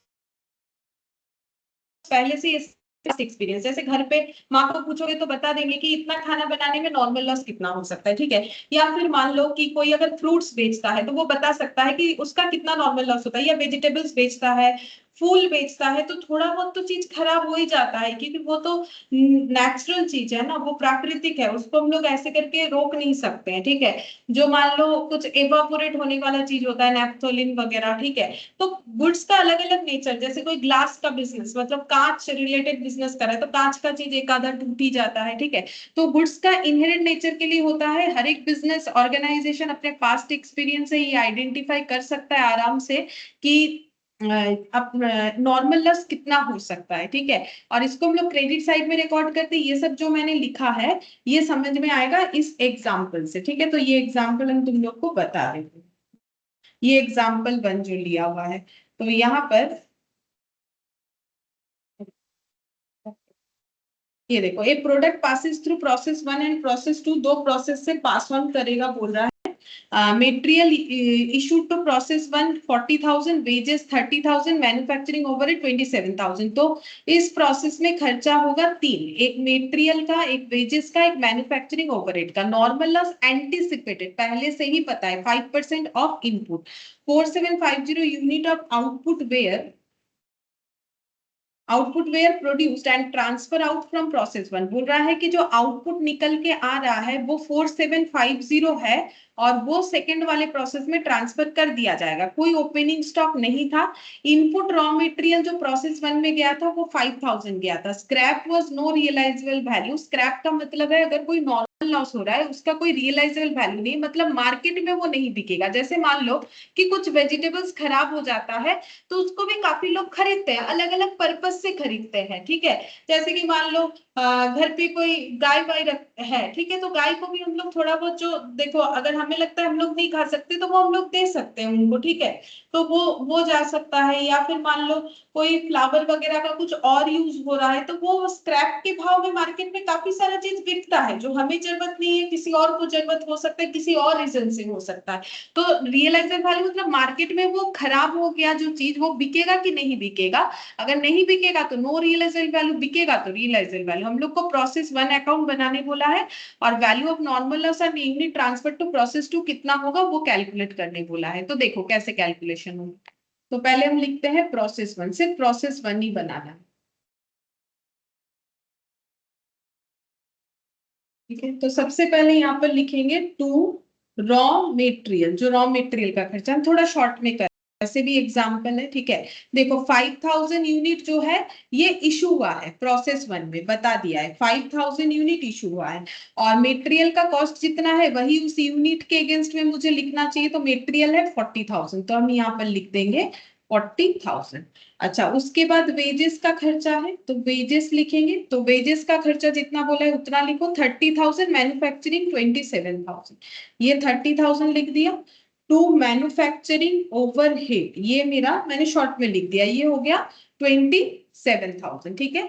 अच्छा, अब देखो क्वेश्चन में हम लोग को बोला है कि आउटपुट कितना आ रहा है, तो ये टोटल करने पे तो यहाँ 5,000 आ रहा है, यहाँ पर टोटल आ जाएगा मेरा 7 और ये 97,000। मतलब हम लोगों ने 5,000 इनपुट दिया जिसपे टोटल खर्चा हुआ 97,000, लेकिन आउटपुट कितना मिला बोल रहा है, देखो 4750 आउटपुट मिला है हम लोगों को, ये ट्रांसफर होगा, इसका मतलब ये देखो 4750 unit of output were transfer to process 2, ठीक है। तो इसका मतलब बाई प्रोसेस 2 बोल के मुझे कितना लिखना है 4750, जिसको हम एक लाइन गैप में लिखेंगे। क्यों लिख रहे हैं बताते हैं। बाई प्रोसेस 2 मैंने लिख दिया 4750, ठीक है। तो मैंने 5,000 इनपुट दिया लेकिन मुझे मिलेगा 4750, इसका मतलब जो डेफिसिट हो रहा है वो कितने का हो रहा है, देखो वो कितने का हो रहा है 5,000 माइनस 4750, जो डेफिसिट हो रहा है वो 250 का हो रहा है, ठीक है। तो वो क्या है, वो नॉर्मल लॉस है कि हमें पता था कि ये प्रोसेस करते वक्त हमारा कुछ नॉर्मल लॉस हो सकता है। नॉर्मल लॉस कितना बोला था 5% ऑफ इनपुट। अब चेक करते हैं कि नॉर्मल लॉस कितना हो रहा है, इनपुट कितना है 5,000, चेक करो 5,000 का 5% बोला है नॉर्मल लॉस होगा, तो 5,000 का 5% 250 हो रहा है and all losses are debited होता है, तो एंट्री क्या होगा normal loss account debit to process 1, process 1 में हुआ है तो इसको हम लोग लिखेंगे बाय नॉर्मल लॉस, इस तरीके से होगा। अब मान लो कि यहाँ पर 250, ये तो मुझे पता है क्वेश्चन बता रहा है, ये भी मुझे पता है, मैंने इसको लिख दिया, ठीक है। अच्छा, इससे और ज्यादा कुछ नहीं बोल रहे क्योंकि उसमें एबनॉर्मल लॉस वगैरह नेक्स्ट क्लास में डिस्कस करेंगे, अभी ज्यादा कुछ नहीं कर रहे। अभी इतना समझो कि 5,000 इनपुट दिया था, उसमें से ये हम लोग प्रोसेस 2 में दे सकते, कौन बोल रहा है क्वेश्चन ही बोल रहा है, इसमें से 5% लॉस होगा वो भी क्वेश्चन बोल रहा है, ठीक है। अब मुझे ये निकालना है इसका कॉस्ट कितना है, बोल रहा है ये मार्केट में बिकता नहीं है तो फिर इसका कोई वैल्यू नहीं है, जीरो है इसका वैल्यू, और इसका कॉस्ट कितना होगा वो समझना जरूरी है। तो देखो यहाँ पर हम लिखते हैं वैल्यू ऑफ नॉर्मल लॉस, ये कितना होगा 250 यूनिट है normal loss into scrap value 0 है, ठीक है, स्क्रैप वैल्यू 0 है तो इसका आंसर क्या हो जाएगा 0, या फिर इसका आंसर ऐसे नहीं लिख सकते हो, ठीक है।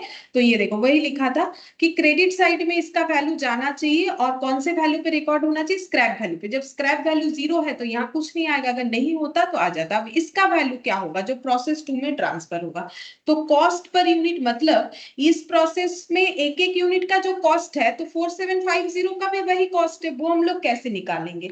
तो देखो हम लोगों का टोटल कॉस्ट कितना खर्चा हुआ है, तो देखो हम यहाँ एक लाइन जगह छोड़ दो, यहाँ फॉर्मूला लिखवाएंगे, यहाँ पहले समझा देते हैं। देखो हम लोगों ने 97,000 रुपीज का खर्चा किया, ठीक है, और हम लोगों ने कितना यूनिट प्रोडक्शन किया पता है 4750, 5,000 नहीं किया। प्रीवियस जो क्वेश्चन हम लोगों ने किया उसमें उसके साथ इसका डिफरेंस है, इतना खर्चा करके मुझे 5,000 यूनिट आउटपुट नहीं मिला है, कितना मिला है 4750, क्यों, क्योंकि मेरा 250 लॉस हो गया। तो ये नीचे का डेटा क्या है 5,000 को बोलेंगे total input I/P, input unit minus normal loss unit, ठीक है, ये हो गया। और ऊपर क्या आ जाएगा, ऊपर आ जाएगा टोटल कॉस्ट जो हम लोगों ने लगाया है माइनस हो जाएगा रियलाइजेबल वैल्यू या फिर scrap value. Realisable value of normal loss. अगर नॉर्मल लॉस का कोई रियलाइजेबल वैल्यू होता तो हम लोग का ये कॉस्ट कम हो जाता। सोच के देखो, ये मार्केट में मान लो 1 रुपए करके ही बिक जाता अगर, तो मेरा खर्चा क्या हो जाता, कम हो जाता। 97,000 माइनस 250, जैसे घर पे कभी पेपर खरीदते हो, फिर उस पेपर को जब बेच देते हो स्क्रैप पे, मान लो पेपर बेच के आ गया फॉर एग्जाम्पल 300 रुपए, ठीक है, और पेपर का बिल आया मान लो 500 रुपए, तो फिर बिल कितना भरना पड़ेगा अपने पास से? सिर्फ जो है, देखो हम बोल रहे हैं कि 500 रुपए पेपर का बिल आया किसी एक मंथ में, और पेपर बेच के 300 रुपए का अर्निंग किया, तो तुम लोग को 200 रुपए ही ना देना पड़ेगा अपने पास से, बाकी तो पेपर से रिकवर हो गया। तो वैसे ही प्रोसेस में खर्चा हुआ 97,000, अब प्रोसेस करते वक्त स्क्रैप हुआ, अब वो स्क्रैप बिक नहीं रहा है, अगर बिक जाता तो मेरा कॉस्टिंग कम हो जाता। तो उसमें कॉस्ट पर यूनिट अगर नॉर्मल लॉस के साथ है तो उसका फॉर्मूला ऐसे होगा, total cost minus realisable value, नहीं है तो जीरो हो गया, तो यहाँ हो गया 97,000 और यहाँ पर आ जाएगा 4750 यूनिट, ठीक है। तो ये डिवाइड करने से आ जाएगा रुपीस कितना है, तो ये आ रहा है मेरा 20.42 रुपीस, 20.42 पर यूनिट, ठीक है। ये मेरा कॉस्ट आ गया। अब ये अगर मेरे 1 यूनिट का कॉस्ट है तो मेरा 4750 का भी कॉस्ट उतना ही होगा, तो इसको मुझे कितने में दिखाना पड़ेगा, 20.42 से दिखाना पड़ेगा। तो यहाँ पर दिखाते हैं 20.42 इंटू 4750, ठीक है। तो ये आंसर 97,000 आ गया। अब यहाँ पर भी तुम लोग को एक चीज बता देते, अगर तुम लोग ऐसे करते हो 4750 इंटू 20.42, तो तुम लोग का 97,000 नहीं आने वाला। क्यों नहीं आने वाला? क्योंकि इससे करोगे तो कुछ इतना आएगा, 5 रुपए का कम दिख रहा है। फिर हम ये कैसे लिख सकते हैं, ये तुम लोग आराम से लिख सकते हो, एग्जाम में भी कर सकते हो। ये पूरे प्रोसेस कॉस्टिंग में ये मेथड हम लोग फॉलो करेंगे। 97,000 डिवाइडेड बाय अगर 4750 करते हो, कैलकुलेटर पे जितना भी डेटा दिख रहा है कुछ भी डेटा को हटाना नहीं है, यहाँ लिखने के लिए ऑब्वियसली हटाना है, यहाँ इतना बड़ा डेटा लिखने का कोई जरूरत नहीं है, ठीक है। जब तुम लोग ये वैल्यू लिखोगे 20.42, तो इतना बड़ा डेटा थोड़ी ना लिखोगे 20.42105, जरूरत नहीं है, यहाँ भी इतना ही लिखोगे। लेकिन जब मल्टीप्लाई करोगे, कैलकुलेटर के डेटा को नहीं हटाना है, इंटू 4750 कर देना है, तो देखो 97,000 आ जाएगा, और ऐसे ही रख देना है, और इसमें कोई मार्क्स नहीं कटेगा। सेम इस तरीके से क्वेश्चन हमारा सॉल्व होगा, ठीक है। तो ये हो गया मेरा नॉर्मल लॉस का कंसेप्ट। तो हम होमवर्क कुछ नहीं दे रहे क्योंकि अभी तो ये जस्ट स्टार्ट हुआ है। नेक्स्ट क्लास में हम लोग एबनॉर्मल लॉस, एबनॉर्मल गेन ये सीखेंगे एग्जाम्पल के साथ, उसके बाद बाकी बड़े क्वेश्चंस को कर सकेंगे, ठीक है। फिर आज इतना ही करते हैं।